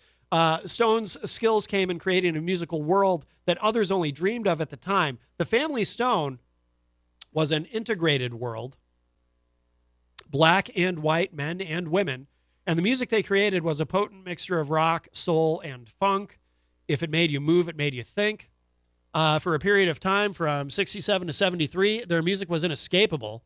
Dance to the music, Everybody is a Star Higher, Hot Fun in the Summertime, Sing a Simple Song, Family Affair, Thank You. Their performance at Woodstock was a milestone. And it goes on to talk about that. He also suffered a period of drug abuse and so forth, which so many creative people do. And there's a part here about, their legacy and whatnot. I don't want to get into all of it because obviously you can read this for yourself online, and there are many great tributes, and especially for Brian Wilson, I've seen a lot today, just as I was preparing for the show, a lot online, and for Sly Stone as well. But you can read more about that. There's plenty of content on YouTube you can check out talking about their respective legacies. But yeah, so we did lose two greats this week, and wanted to take a moment to acknowledge that, Sly Stone and Brian Wilson. Let's see. There was also some interesting musical news this week. And this is something I wanted to talk about. We won't spend much time on it, but this is an article that just went up on Billboard yesterday. Obviously this show, we talk about creativity. We talk to musicians and other people in the music industry. We love talking to creative people. I love interviewing creative people. But a subject that also seems to come up a lot on the show, not intentionally, but it just kind of works its way in, is mental health. And we talk a lot about how music affects our mental health in a positive way, how people dealing with mental health issues, whether it's depression or maybe trauma, all kinds of things, how people use and create art as a form of therapy in a sense. To deal with their issues. And so, no surprise that a lot of creative people suffer from mental health issues of their own. There's a lot of depression. There's all kinds of things, anxiety and so forth. I got to take a gulp of my water here. My allergies have been terrible lately. But I thought this was interesting. Spotify gets a lot of negativity in the music industry because they pay artists so little. But this I thought was a positive thing, so I wanted to highlight it. Again, this is from Billboard. Spotify partners with Backline to launch new global mental health resource hub. Supporting creators' well-being is essential to sustaining a vibrant music ecosystem, says Spotify's head of social impact, Lauren Siegel-Wergaft. So let's look at this briefly. Excuse me. It says Spotify has partnered with industry mental health nonprofit Backline who I will confess, excuse me, who I will confess I'm not familiar with. I want to learn more about Backline, to launch a global hub of mental health resources as part of their nascent iHeart and Soul initiative, which I think we might have talked about on the show before, their Heart and Soul initiative. Officially dubbed Heart and Soul Mental Health for Creators, the new partnership sees Backline and Spotify joining forces to launch their global mental health resource hub, which aims to serve as a comprehensive support platform for industry professionals around the world.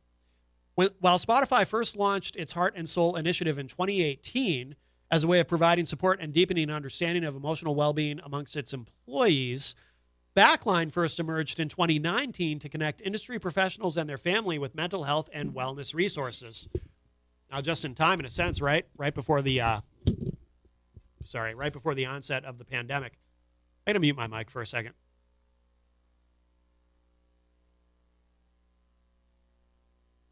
Sorry about that. The new partnership sees Backline now expanding their services beyond U.S. borders for the first time, serving as a response to the growing mental health crisis that affects industry workers, be it artists, touring crew, and industry professionals of all levels and locations. Hillary Gleason, who is Backline's executive director and co-founder, said in a statement, quote, Backline is honored to serve as a steward of Spotify's investment into the creative community. Bringing our work to scale is a meaningful way to uplift the well-being of artists all around the world. This collaboration is taking these invaluable mental health and wellness resources beyond borders. Music knows no bounds, and now people who make music happen have access to care and compassionate community. Our work together will help ensure that artists have the resources, support, and stability they need to thrive both personally and professionally, unquote. The new initiative will see Backlines expanding their resources worldwide, including an international multilingual database of trusted music industry and mental health support resources and crisis lines from around the world, an email concierge service that provides one-on-one support to aid individuals in navigating care options and mental health systems in their countries, and access to their free digital guide, Mind and Music, a mental health guide for the music industry. Additionally, support for songwriters and access to wellness events are included as a free therapy access for ambassadors of Spotify's Equal Glow and Radar programs. So they have other programs that are attached to this that also involve mental health. So this article goes on. It gets pretty detailed, but it just, I wanted to touch on that briefly because, again, I think that that's something positive. And Spotify gets a lot of negativity in the music industry, and I'm not saying it's not well earned in some ways, right? But I'm not saying anything I'm not really making any judgments about that. I just wanted to highlight something positive about that. So we might hit one other music industry story, and then if you are listening live on Saturday morning, coming up in the third hour, we have Soda, and that's going to be very interesting. Of course, we've been spinning their brand new track, Sunrise, which is really, really good. The other thing is, so something unfortunately a little more negative, but we've talked on the show over the past couple of years about ticketing and regulation, and we talk about Live Nation and price gouging and their, all the things that go on in the music industry, some of the darker side of it. And I saw this pop up on digitalmusicnews.com, which is a great website, a great music industry website, if you're interested in these issues. This just went up yesterday. More ticketing regulatory scrutiny. Secondary platforms' shady reseller connections re-emerge in BBC investigation. So this is something that's happening more across the pond, but these things can always have an effect globally. If you don't know, and we've talked about it quite a bit, there was one segment where we kind of went in depth on this. What is a secondary reseller market? Kind of funny because I was talking about eBay earlier, completely unrelated, but because obviously on if you purchase something on eBay, it's a secondary market of sorts, a different kind. But when you're purchasing tickets on a secondary market, so you're not buying them necessarily from Live Nation or Ticketmaster, same company, but you might be buying, say for example, you go to Live Nation and something is sold out. You want to go to a show and it's sold out, but you might find tickets to that show available from a secondary reseller, which means another service that seems to have some of these tickets for a considerably higher price.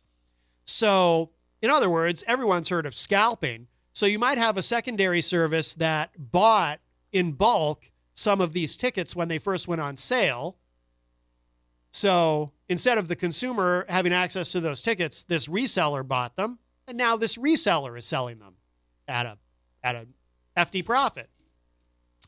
If that sounds shady and sketchy, I don't know that I necessarily have a moral or ethical objection from a capitalism standpoint, but I understand why people don't like it and why people think it's shady and sketchy. And what makes it even more shady and sketchy, if you feel that way about it, which you certainly have a right to, is that sometimes these secondary resellers are actually operated by Live Nation. In other words, Live Nation went and bought up some of these secondary resellers. So you might, if Live Nation has tickets on sale for a show and they give the secondary, quote unquote, secondary reseller that's actually a subsidiary of Live Nation some of those tickets, that doesn't feel very good to the consumer, does it? Now that maybe you didn't know that before and now you're learning that for the first time and you're saying, wait a minute, I think I'm really getting screwed here. So we're not going to have time to go into the full article because our guests are here for the third hour and I'm really excited to get them in here. But if you want to check this out, it is up on digitalmusicnews.com because this is boiling up again and the BBC is investigating this over in the UK. Obviously, the BBC, if you're not familiar, but British Broadcasting Company or corporation. So the media is looking into it. This is not a regulatory arm of the government that's looking into this over there. But there's a lot that people don't realize about this and how it really works. And if you want to check it out, digitalmusicnews.com, you might learn something and you might be horrified by some of the things you learn about how this really works. But, the music industry, I mean, there's a lot of, there's some bad actors, shall we say, in the music industry. Well, let's put it that way. So you got to buyer beware.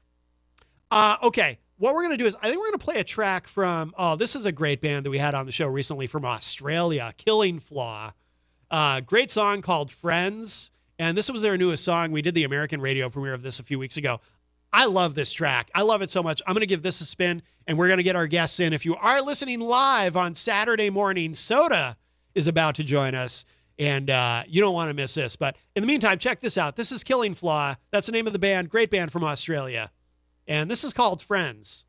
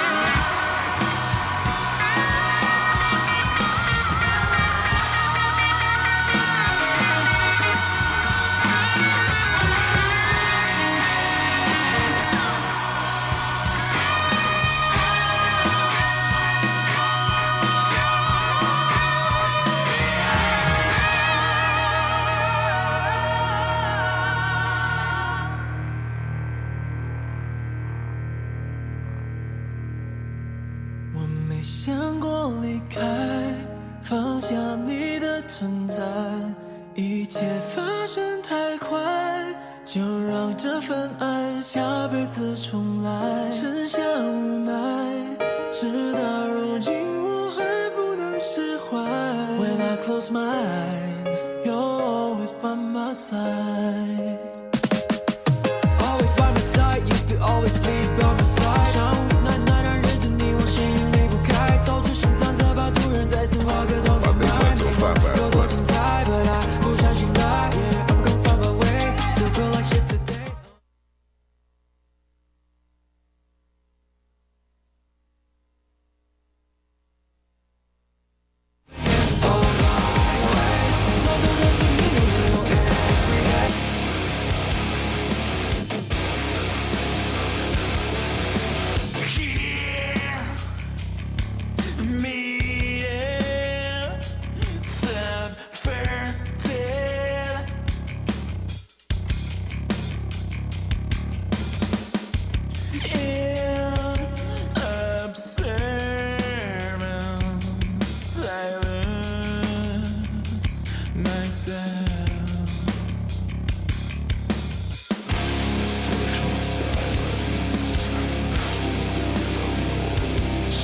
I'm burning, I'm reaching,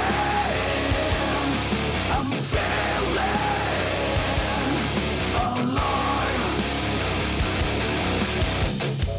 Digging deeper, being amazed, and I don't know if I can get out of here.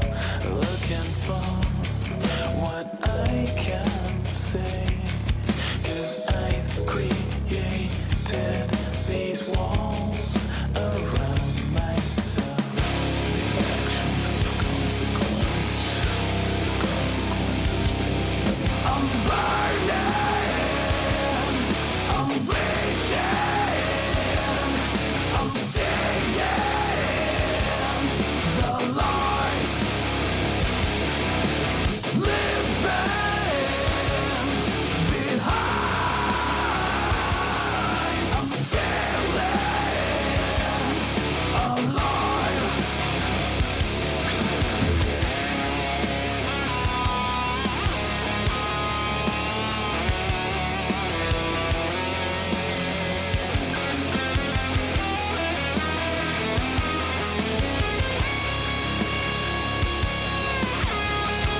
alive.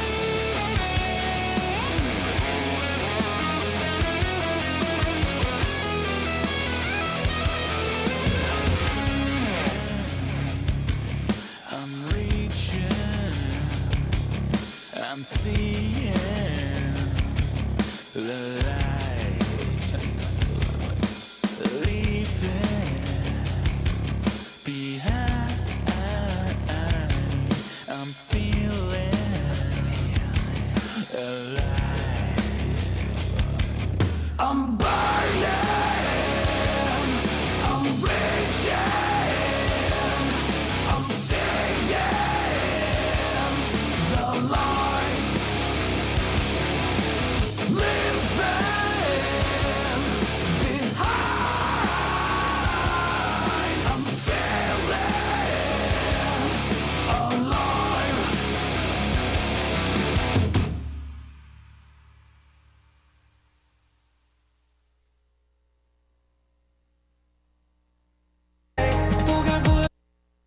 Luigi's Pizza Bar and Grill. For everyone, let's raise a slice on high with toppings all around. It's a pizza party, oh my. Luigi's Pizza Bar and Grill, 712 Valley Street, Manchester. Come on in or call 622-1021. Luigi, keeping the tradition alive since 1975. Pizza for everyone, come join the feast tonight. With each slice and topping, everything feels so right. In times of crisis, you need a law firm that stands by your side. With over 40 years of experience, Craig & Getsoulis is dedicated to fighting for your rights. As former state prosecutors, our attorneys have the knowledge and trial experience to provide an aggressive defense against any charge, from DUIs to homicides. If you've been injured, our compassionate team will assess your case and fight for the compensation you deserve. Serving all of New Hampshire, Craig and Getzoulis is here when you need us most. Visit CraigGetzoulis.com for a free consultation. Craig and Getzoulis, your advocates, your allies. Bring your kitchen to life with Queen City Cabinetry. Located at 87 Elm Street in the historic Sunbeam Mall in Manchester. Open Monday through Friday, 9 a.m. to 5:30 p.m. and Saturdays, 10 a.m. to 2 p.m. They can be reached at 603-222-2007 or on the web at QueenCityCabinetryNH.com. Come see the possibilities. Queen City Cabinetry, another proud sponsor of WMNH. Diz's Cafe is the place to put a smile on your face. Judy and the crew will take care of you. Bring your appetite and treat your taste buds right. Diz's Cafe is always a winning choice. Breakfast, lunch, or supper. Diz's Cafe at 860 Elm Street in downtown Manchester.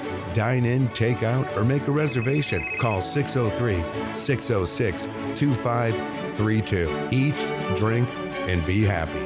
Diz's Cafe. When it comes to keeping WMNH on the air and your own personal or business computer needs, trust Groland Computers. Located on Elm Street in Manchester, Groland handles computer repair, virus removal, and custom-built systems. Are you looking for budget-friendly options? Check out our selection of fully inspected used computers. We offer tailored on-site solutions. No unnecessary expenses here. Visit Groland.com or call Groland Computers at 603-645-0101. Your tech, your way. Trust Groland Computers.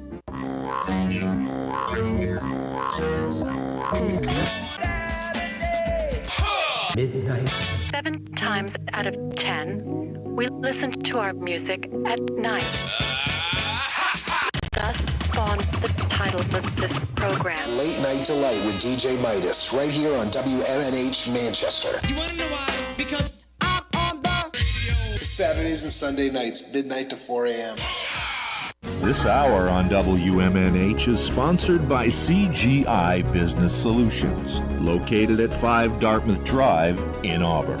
They serve all your business needs, including employee benefits planning, corporate design and business administration, investments and wealth management, and customized business insurance solutions. Their phone number is 866-841-4600 or on the web at cgibusinesssolutions.com. Behold the harmony of airwaves as you immerse yourself in the captivating frequencies of WMNH-LP, the sonic heartbeat of Manchester, transcending through the ether at 95.3 megahertz frequency modulation. Our transmissions emanate from the zenith of 1000 Elm Street. Venture into the heart of our creative realm at 119 Canal Street, where innovation and sound collide. We bear the imprimatur of Manchester Public Television Service in the venerable city of Manchester, New Hampshire, USA. Enrich your auditory journey with the depth of our licensed resonance. Dispatch your missives to WMNH953@gmail.com or traverse the virtual corridors of WMNHradio.org. Engage with our sonic vibrations by communing with us through the digital channels. Your radio beckons, eager to enthrall you with its mesmerizing cadence and envelop you in a symphony of boundless auditory wonder. WMNH, rip the knob off. You are listening to WMNH 95.3. World premiere.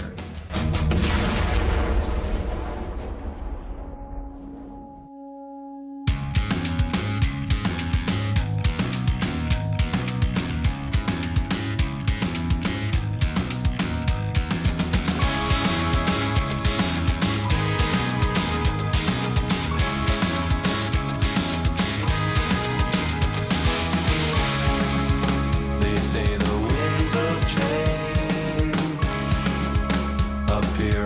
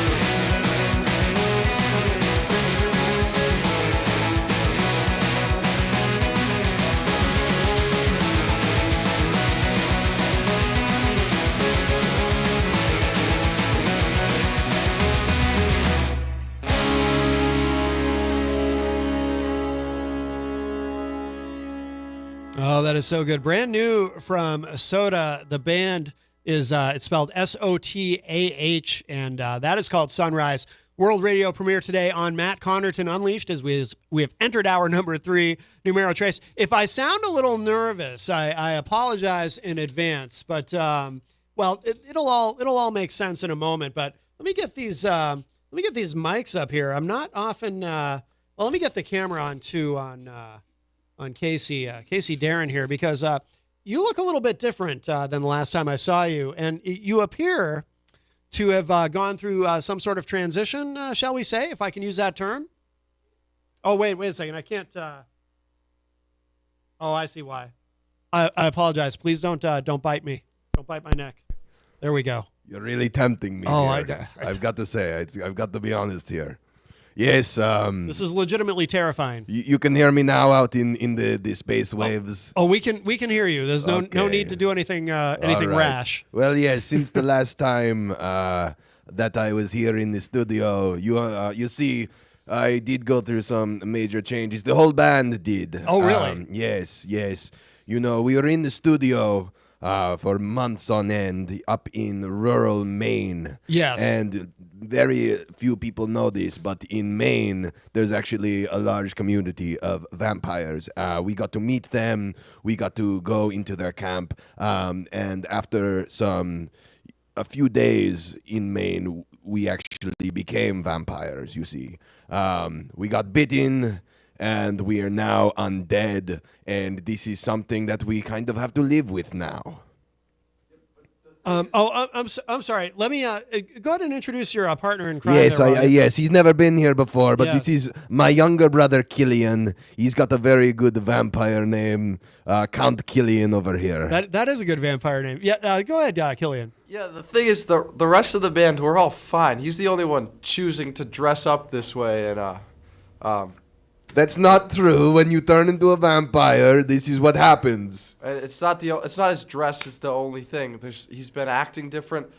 Last night he had a garlic knot and he was crying in the bathroom for like an hour. Well, I can see how that would be upsetting, in a sense. Wow. Okay, so you have also Killian. You are also a vampire now. Yes. Because you are kind of pale. I'm usually the most pale person in the room, but you do have very light skin, sir. That's probably just the Irish blood in him. Oh, okay. I see. Wow. Is it still Irish blood? I mean, he's a vampire now. Well, how does that work? You know, we're many different types of blood in us. Well, I can imagine. Yes. Just the nature of being a vampire, we do partake in the delicious offerings of blood. So yes, he's got a little Irish blood in him. He met a man named Patrick O'Hannigan last week, and that's where that comes from.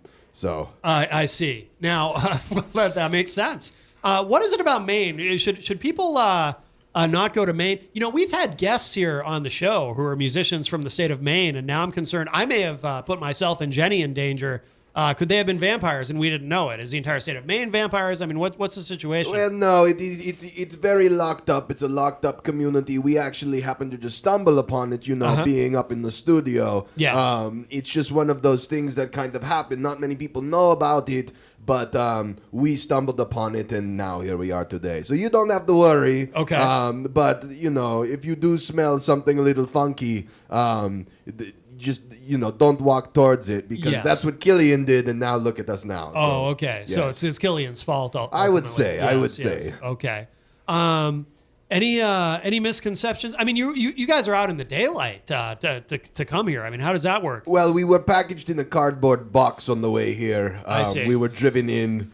We've been up since 8 o'clock last night. Oh my! So we are giving you some extra daylight hours today. Being here, we are very tired. We are, it has been difficult, but we are here and we are happy to be here. And I assume you wear SPF 100 sunscreen in these situations. In a situation like this, yes, it was a little nerve-wracking coming into the studio. Yes. Being transported out of the cardboard box and into the studio was a little nerve-wracking.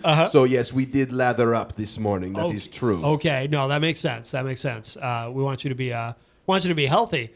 Now, so how does this relate? Like, did the song and the video come about? I mean, obviously the video came about post transformation. What about the song Sunrise? I wrote the song Sunrise about 3 years ago. Oh. It is a song about just, being in darkness and wanting to find the light and really wishing that you weren't always in darkness. Something about vampires is that we live much of our life in darkness. Yes. I think many people, vampire or not, live their life with some darkness in their life. Yes. And I think that the message of the song, it was just me trying to express that I wanted to find the light. And I knew that there was some light deep within me. Yes. But yes, it was written pre-vampire transformation. And I found that the transformation into vampire just worked very well. Oh, good. It did. It matched the message of the song very well. Well, that's good. Very convenient. I would say. Yes. Jenny was saying in the chat room she woke up with the song in her head this morning because it's very, very catchy. We did try to make it a little hypnotic. That is true. Yes. Oh, yeah. I understand that. Yes. I was tapping along. You probably saw. I couldn't help it.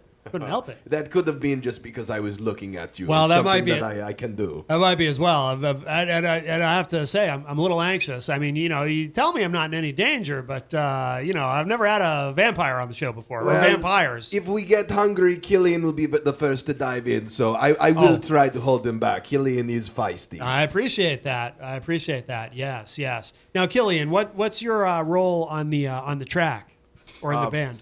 I play bass and backup vocals. Okay.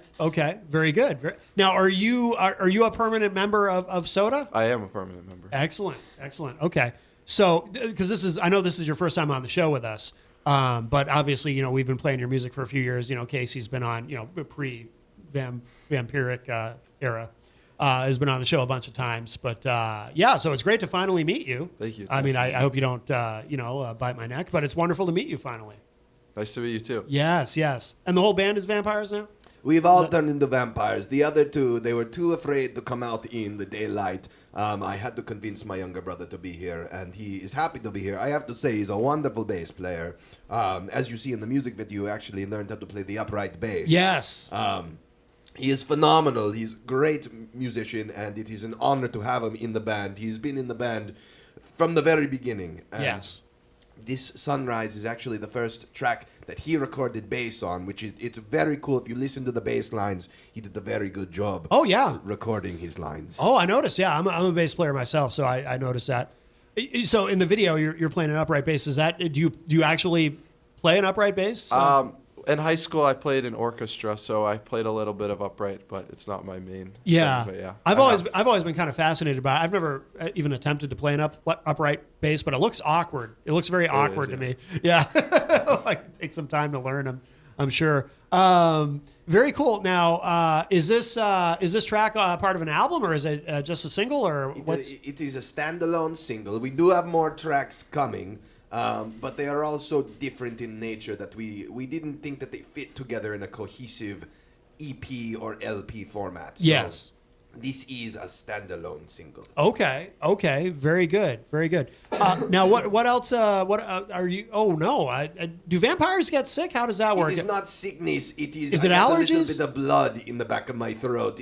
This gravelly voice, it does great on my vocal cords. Oh, I see. I didn't know if it was. There's a lot of pollen. I didn't know if vampires are susceptible to allergies. No, sir. It is this. This is a side effect of having this new gravelly voice. I see. Do vampires have allergies at all? We can. Okay. We do. We are allergic to garlic. We are allergic to silver. We don't like silver. No. So if there is any silver jewelry in this room, please, we ask you to kindly take it off. I can't wear jewelry. I'm allergic. Oh, that's interesting. Yeah, I actually. Did you just say you are allergic to silver? Yeah. Is there something we do not know about you, Matt Connarton? I can't. Well, I've never been able to wear silver jewelry. I am allergic to it. Interesting. Yeah. I suspect that you might have some sort of vampiric lineage in your family somewhere down the line. It's possible. I mean, I am quite pale. Well, that could just be the other lineage, but we won't talk about that. I mean, if you ever see me with a tan, it's fake.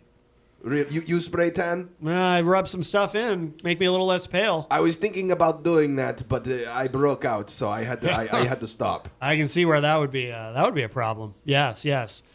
So this just came out yesterday, correct? Yes, yesterday on Friday the 13th. Ah, how fortuitous. It worked out perfectly, I must say. Yes. And where did you shoot the video? I'm really curious about the video. Killian, why don't you tell Matt Connarton where we shot the video? We went to a castle in Windham, New Hampshire. Okay. We also went to a chapel, and then we filmed some of the dream sequence you'll see. We went to Hampton Beach. Okay. We got a lot of looks, definitely. Oh, I can imagine. Yeah, Yes. yeah. The Hampton beachgoers do not take kindly to vampires.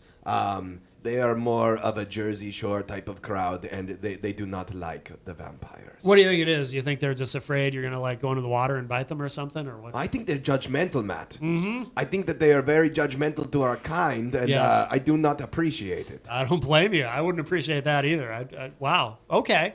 I mean, I have kind of a similar thing if I go to the beach and go into the water, but that's more just because I have body hair.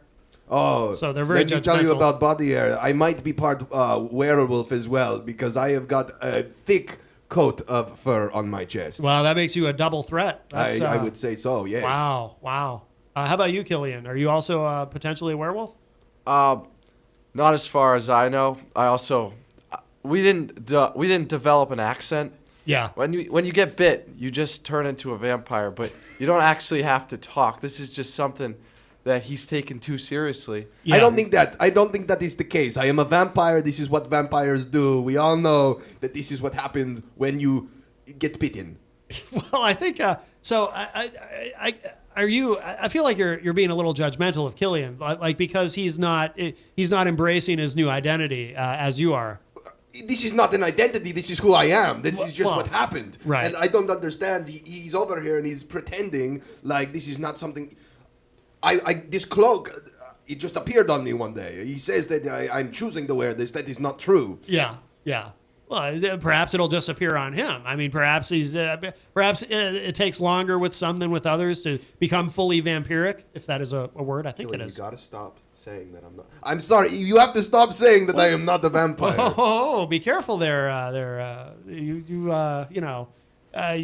I mean, people are going to start to wonder if you're really a vampire. I am a vampire. I understand. I am a vampire, Matt. I understand. Don't get me angry. I know. I could feel you reading my thoughts earlier. Vampires can do that. Yes. And some of those we are not allowed to repeat on air. Well, again, just very fearful. But no, I'll mind my P's and Q's.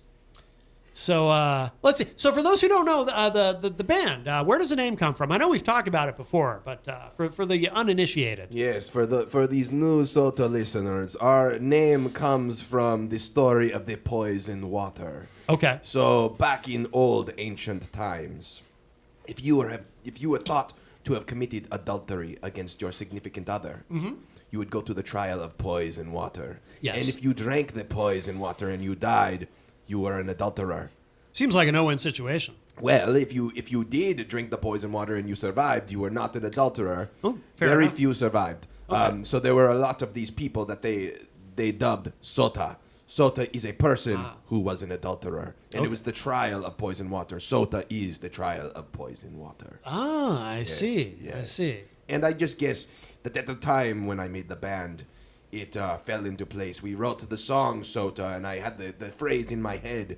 Maybe there was some vampiric quality in me back then as well, because I heard the phrase, poison the water, and I loved that phrase, so I wrote a song around that.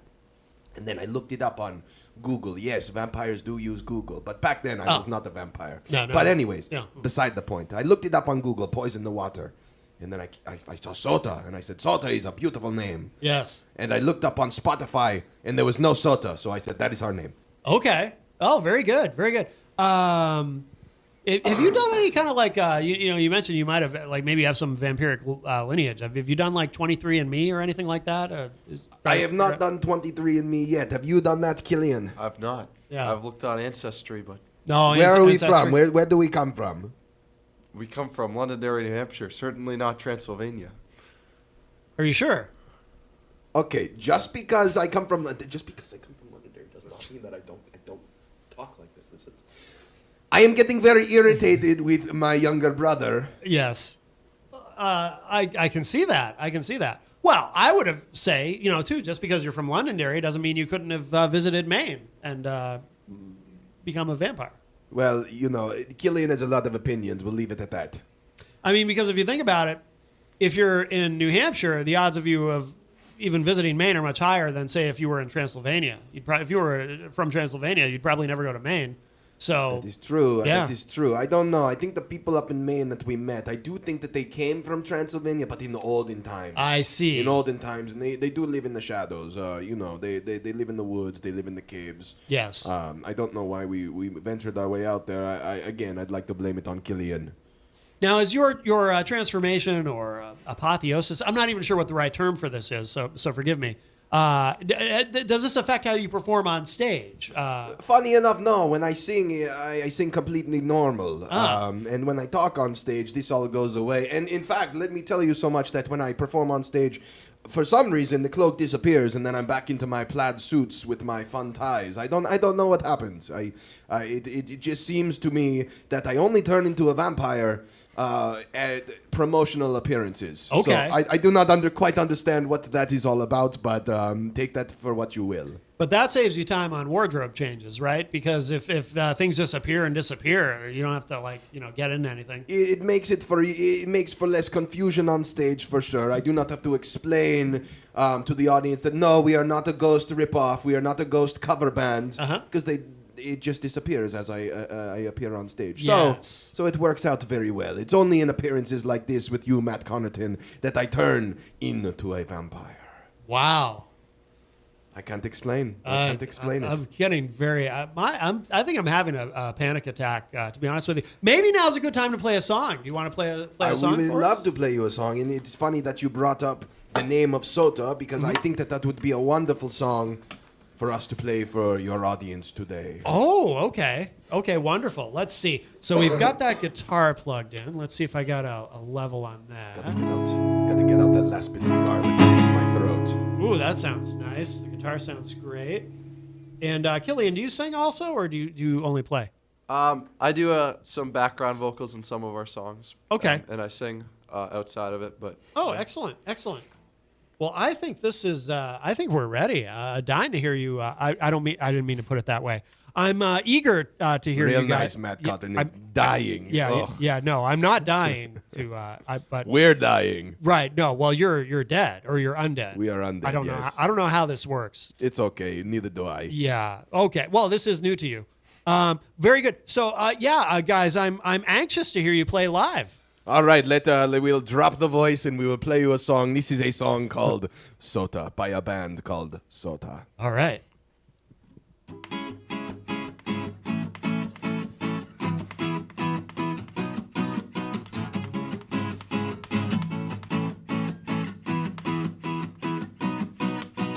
A web of lies can be hard to keep track of. You're in your head and you're spinning your fortune. It's not enough to know you've got them all tricked.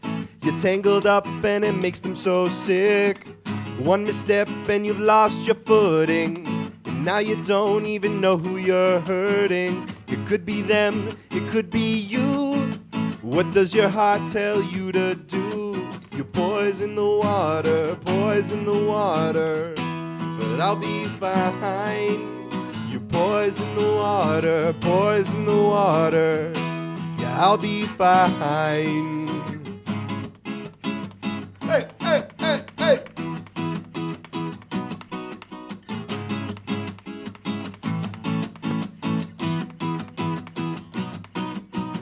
And I don't care what you've done to me. I'm just so mad you hurt my family. And I don't care if the love was true. I know I've done all I could do. Looking back, the water was clear. It all makes sense why you disappeared. And now it's turned the deepest red, so red. La la la la la la.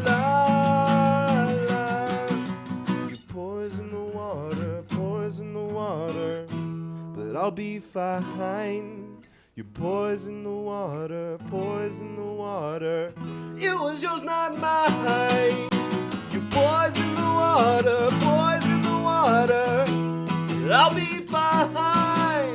You poison the water, poison the water. It's just not mine.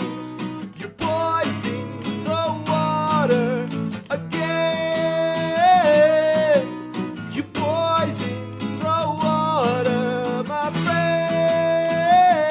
Whoa, whoa, whoa, whoa, whoa. You poison the water, poison the water, but I'll be fine. You poison the water, poison the water. Now you're not mine. Sounding great. Soda is here with us live in studio, and great job, guys. That sounded amazing. Thank you so much. Alive and undead at the same time. Yes, I didn't even think of that as I was saying it. Forgive me if I seemed distracted. I was rummaging through my bag, see if I had an old crucifix in there or something. But I don't. Get that out of here. Well, I'm sorry. I just You don't even speak the name of the crucifix. Well, Get out I'm of sorry. Here. No, none of that talk. I didn't know. I just hopefully you guys can control yourselves. I mean, We're trying our best. We are up very late. We are tired. We are getting famished. We'll see if you survive by the end of this interview. So vampires do get tired. See, I wasn't sure how that works. Yes, I mean, we are undead, but we are not that different from humans. Yes, we drink blood. Yes, we do not like garlic, but we get tired, right? Killian, tell them about that one time you got so tired you bit the head off of a cow. Oh, yeah. Tell us about that, Killian. I am curious. I pulled an all-nighter as vampires do. Yeah. And I was in the morning. We were tired, and the only thing that was around me was a cow. Yeah. And you know the end of the story. Right. Is that a vampire thing, or is that just something you do while you're in Maine? Well, we do. I think the Mainers, they do like cow tipping. We do it a little differently, but I don't know that we want to talk about that on air because it is a little graphic. It sounds grisly. It is grisly. Yes. That is for certain. Yes.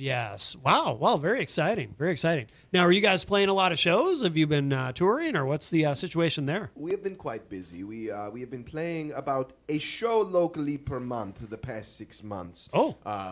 With the excitement of the release of our song Sunrise, we decided to take a step back. We did not do a show in the month of June. However, we are doing a very exciting release party for the single next month at the Shaskeen in Manchester, New Hampshire. It is dubbed Cute Fun Music for Cute Fun People.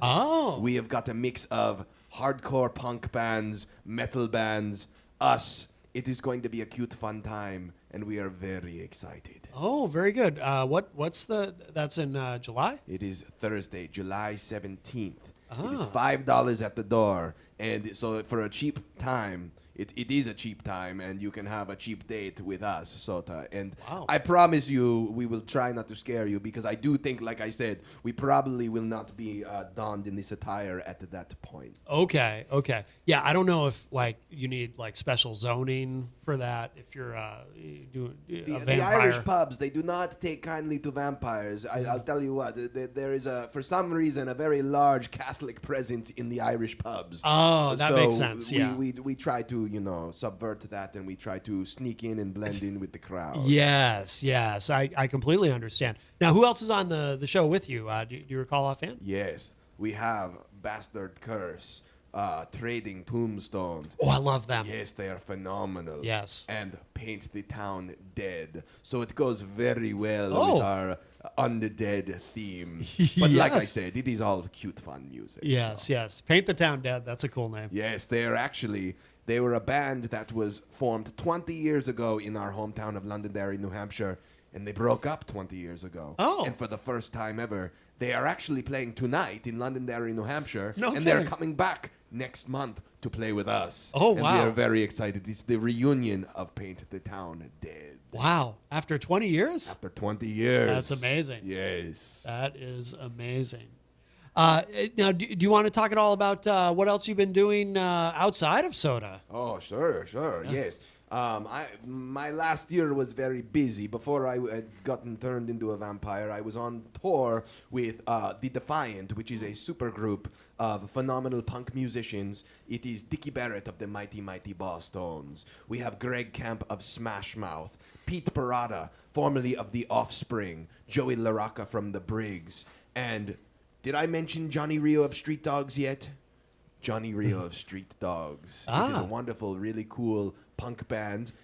We did a tour last year with Me First and the Gimme Gimmes. Oh, okay. And then this past December, we went out on a West Coast tour with Social Distortion. And I don't do much for the band. I made some of their music videos. I am their merch guy. I help them roadieing.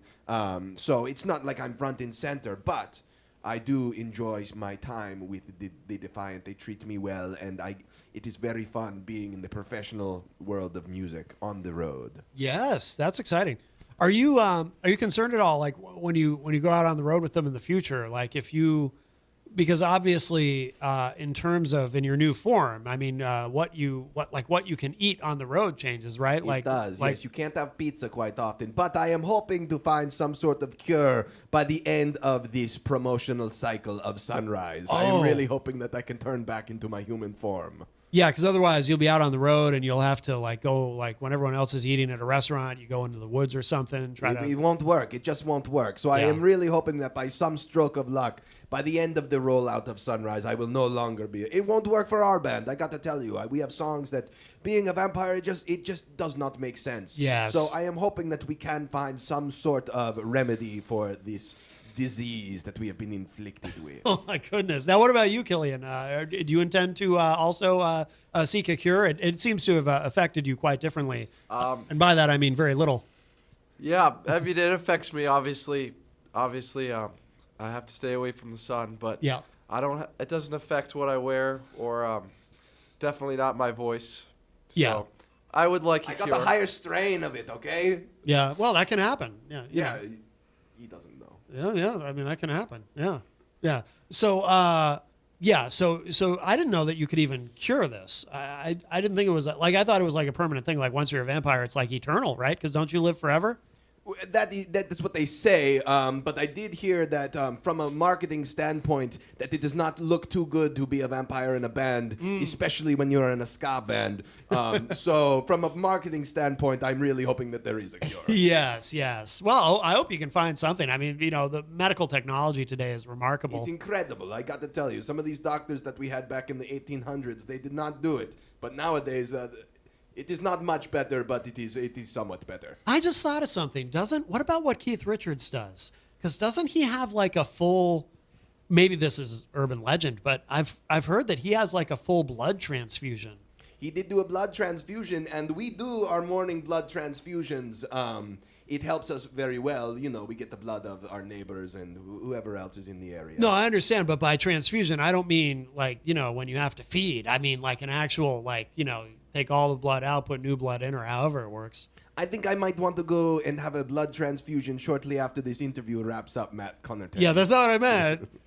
Just to be clear. No, I meant like a medical procedure, I don't mean it's strictly medical here. I don't, I mean, these, look, I mean, we can't stay in the studio here with blood. I'll get in trouble. I know these white walls, but I do notice up on the walls you have these soundproof boards, and they are red, so I might take a couple of those. We do have red carpets, so it might not be as bad as you think, Matt Connarton. I can recommend somewhere you can go to, feed.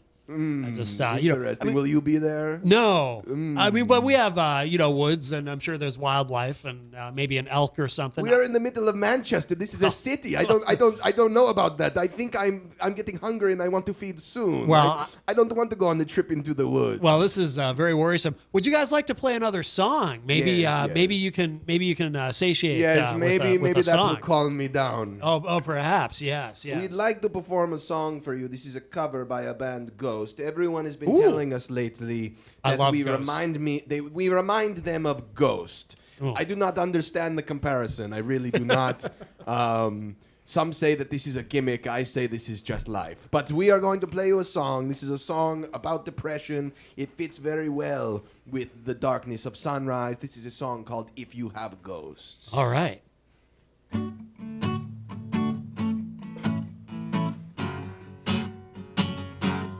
You have ghosts. You have everything. If you have ghosts, you have everything.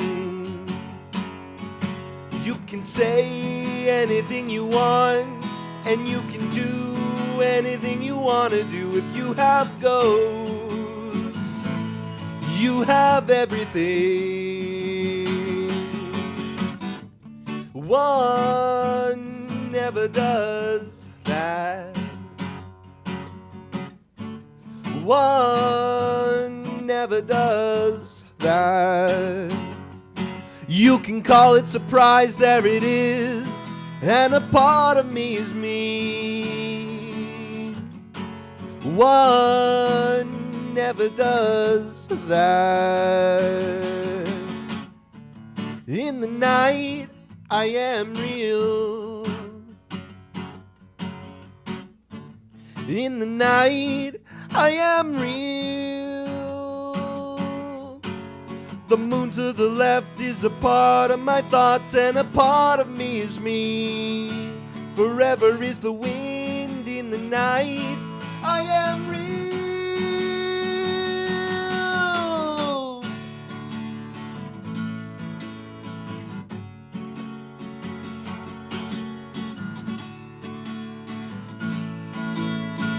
Now this next part I will talk about my vampiric qualities. I will talk a little bit about the physical essence of being a vampire. And it goes something a little like this.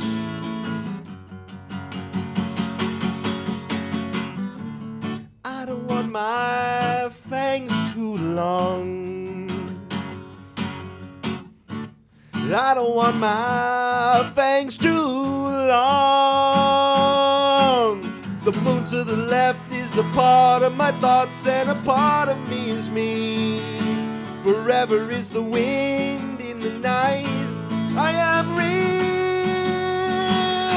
If you have ghosts, you have everything. If you have ghosts, you have everything. If you have ghosts, you have everything. If you have ghosts, you have everything.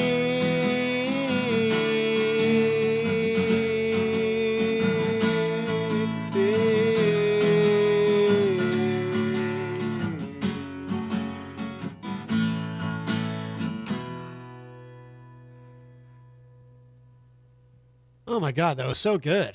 Good job, guys. Thank you, thank you. Love it. I love it. If you're just joining us, we have Soda here in studio with us. Casey and Killian are here live and sounding amazing. By the way, so where do you guys record? Like where was Sunrise recorded? So we took a different approach this time. We used to record at Blackheart Sound in Manchester, New Hampshire. It was a very good. What we did there, we wanted a very local approach when we used to record our music. We went for a very nice homegrown, very DIY approach. But with this single cycle and with the new songs that we are recording, I really wanted to step outside of my comfort zone. So for the first time ever in my entire musical career, we worked with a producer, and we worked with the producer Kevin Billingsley. He's a wonderful, wonderful producer who's up in Maine, and you see, he has recorded many bands like Major Moment. He has worked with bands. He has understudied for Avenged Sevenfold. Oh, wow. Just incredible bands. Trawl is another band. They're local. Oh, I love Trawl. We had them on the show recently. Yes, Kevin Billingsley does some of their music as well. Wonderful, wonderful bands. And I said, I've been wanting to work with this man for many, many years.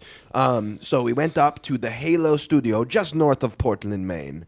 and we recorded with him, and it was a wonderful experience. It changed my mindset on what musical recording could be and songwriting could be.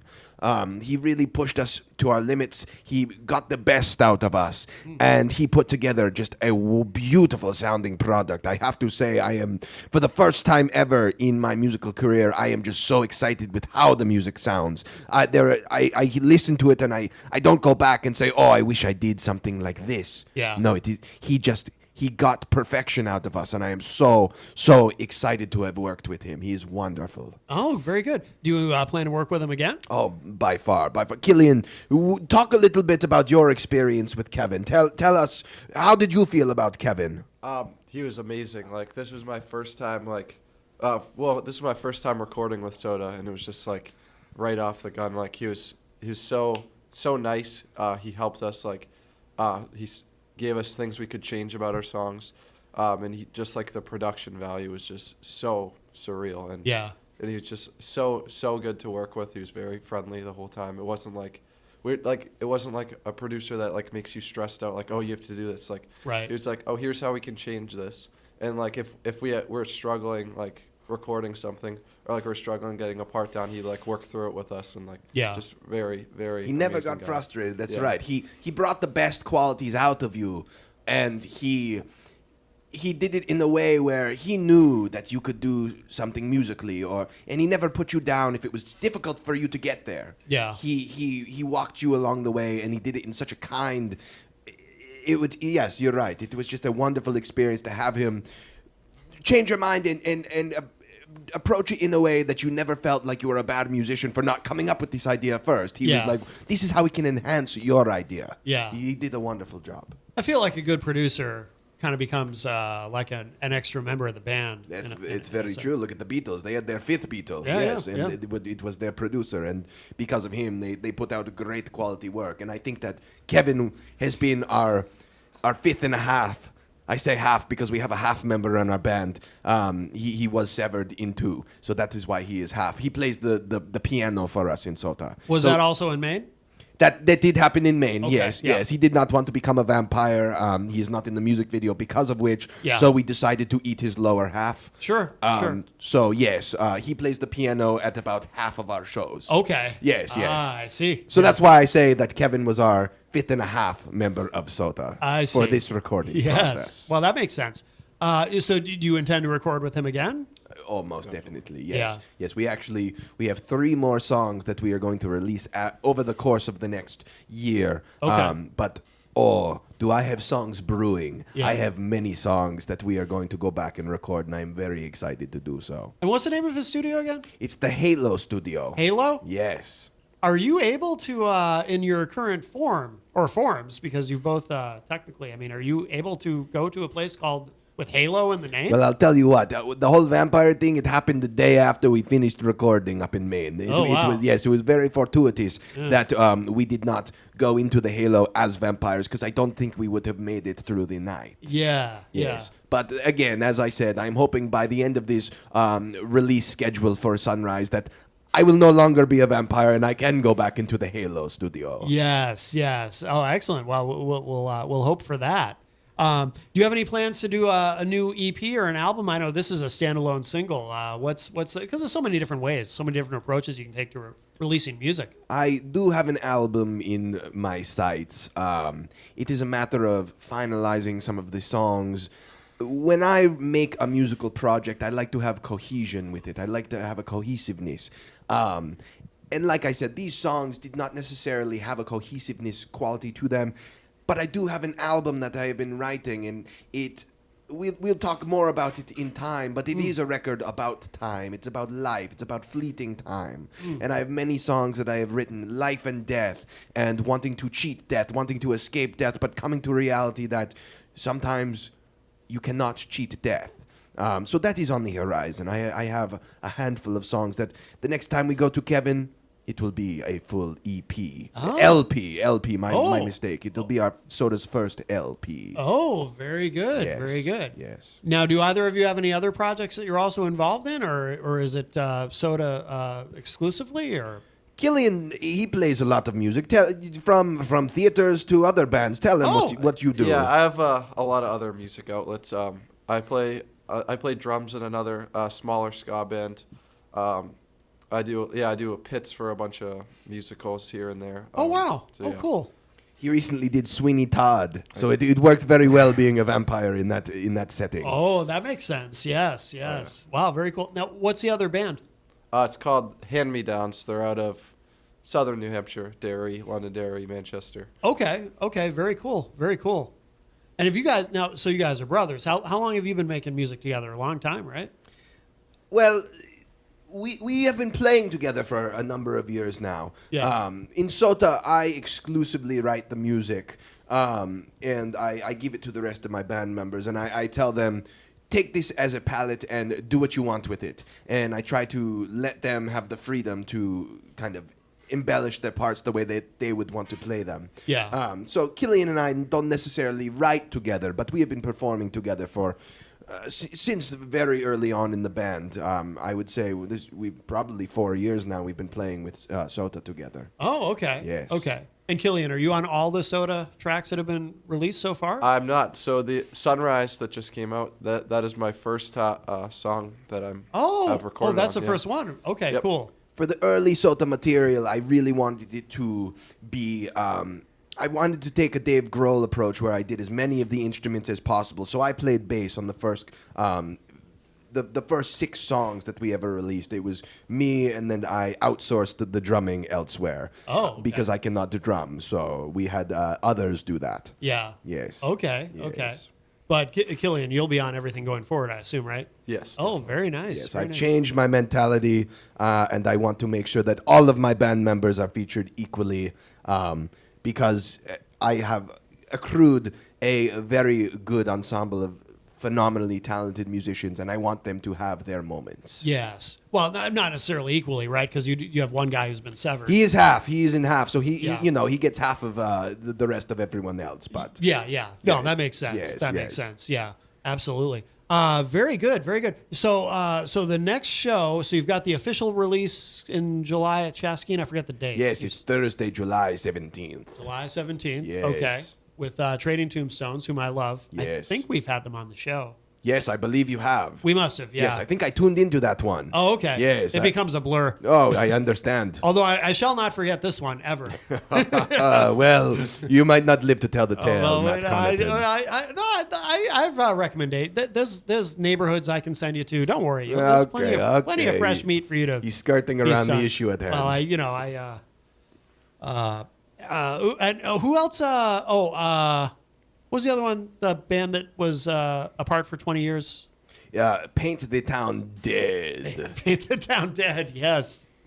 And there was one other band, right? Or was there? Yes, Bastard Curse. Oh, yes. We really pick them out, don't we, Matt? Yes, well, that sounds like a great show. Yes, very doomy and gloomy. That'll be at the Chaskin, yeah? Yes. And then you have anything planned beyond that, or? Well, our drummer, he is getting married very soon. He's getting married, so we are I think we are going to go back into the shadows for a little bit, as he's doing some life-changing things, even more so than becoming a vampire.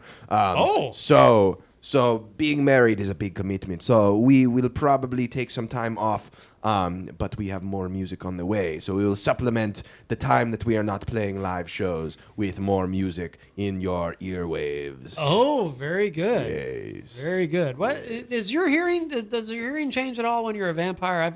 I thought like vampires can hear like longer distances, right? I hear frequencies that no man should ever hear. Oh. I hear dog whistles. There's somebody two towns over, and they're using a dog whistle, and it is grating on my nerves. Yes.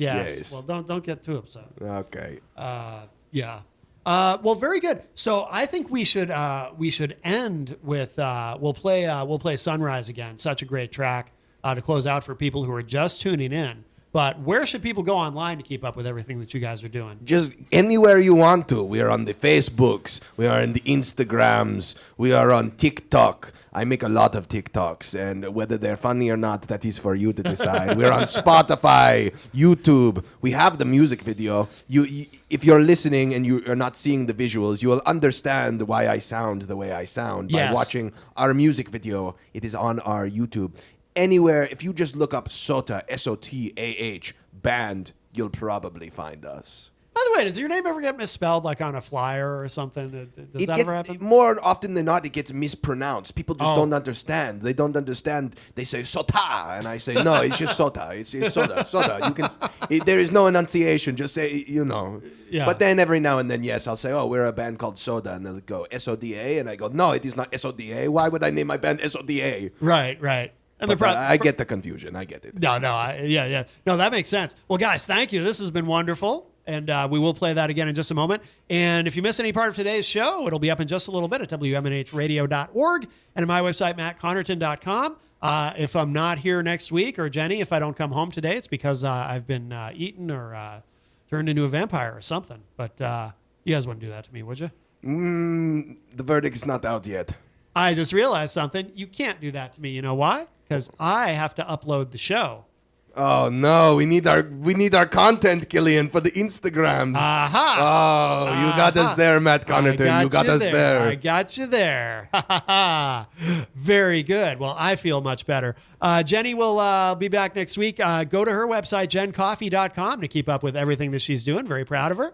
Doing great stuff. And thank you again to Rachel Moline for joining us in the first hour. And again, Casey and Killian, thank you so much. Thank you so much for having us. This has been wonderful. It's been something that I have loved to sink my teeth into. Yeah, well said. Well said. And here it is. Again, if you missed it, this is the world radio premiere today. This is Sunrise, and the band is Soda. You are listening to WMNH 95.3. World premiere.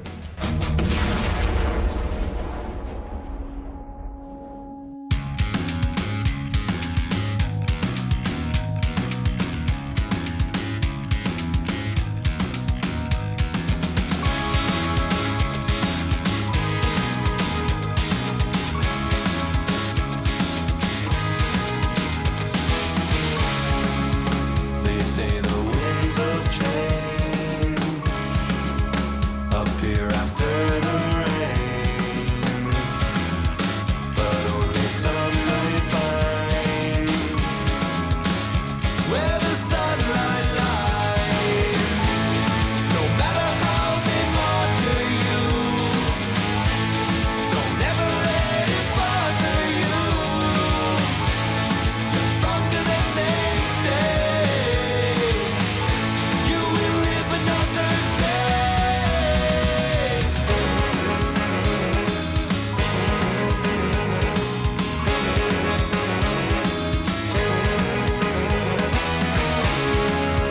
Did you grow from the pain, or just suffer in vain?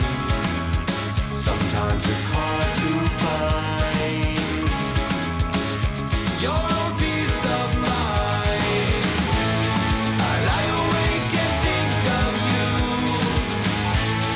and all the selfish things I do. I just can't understand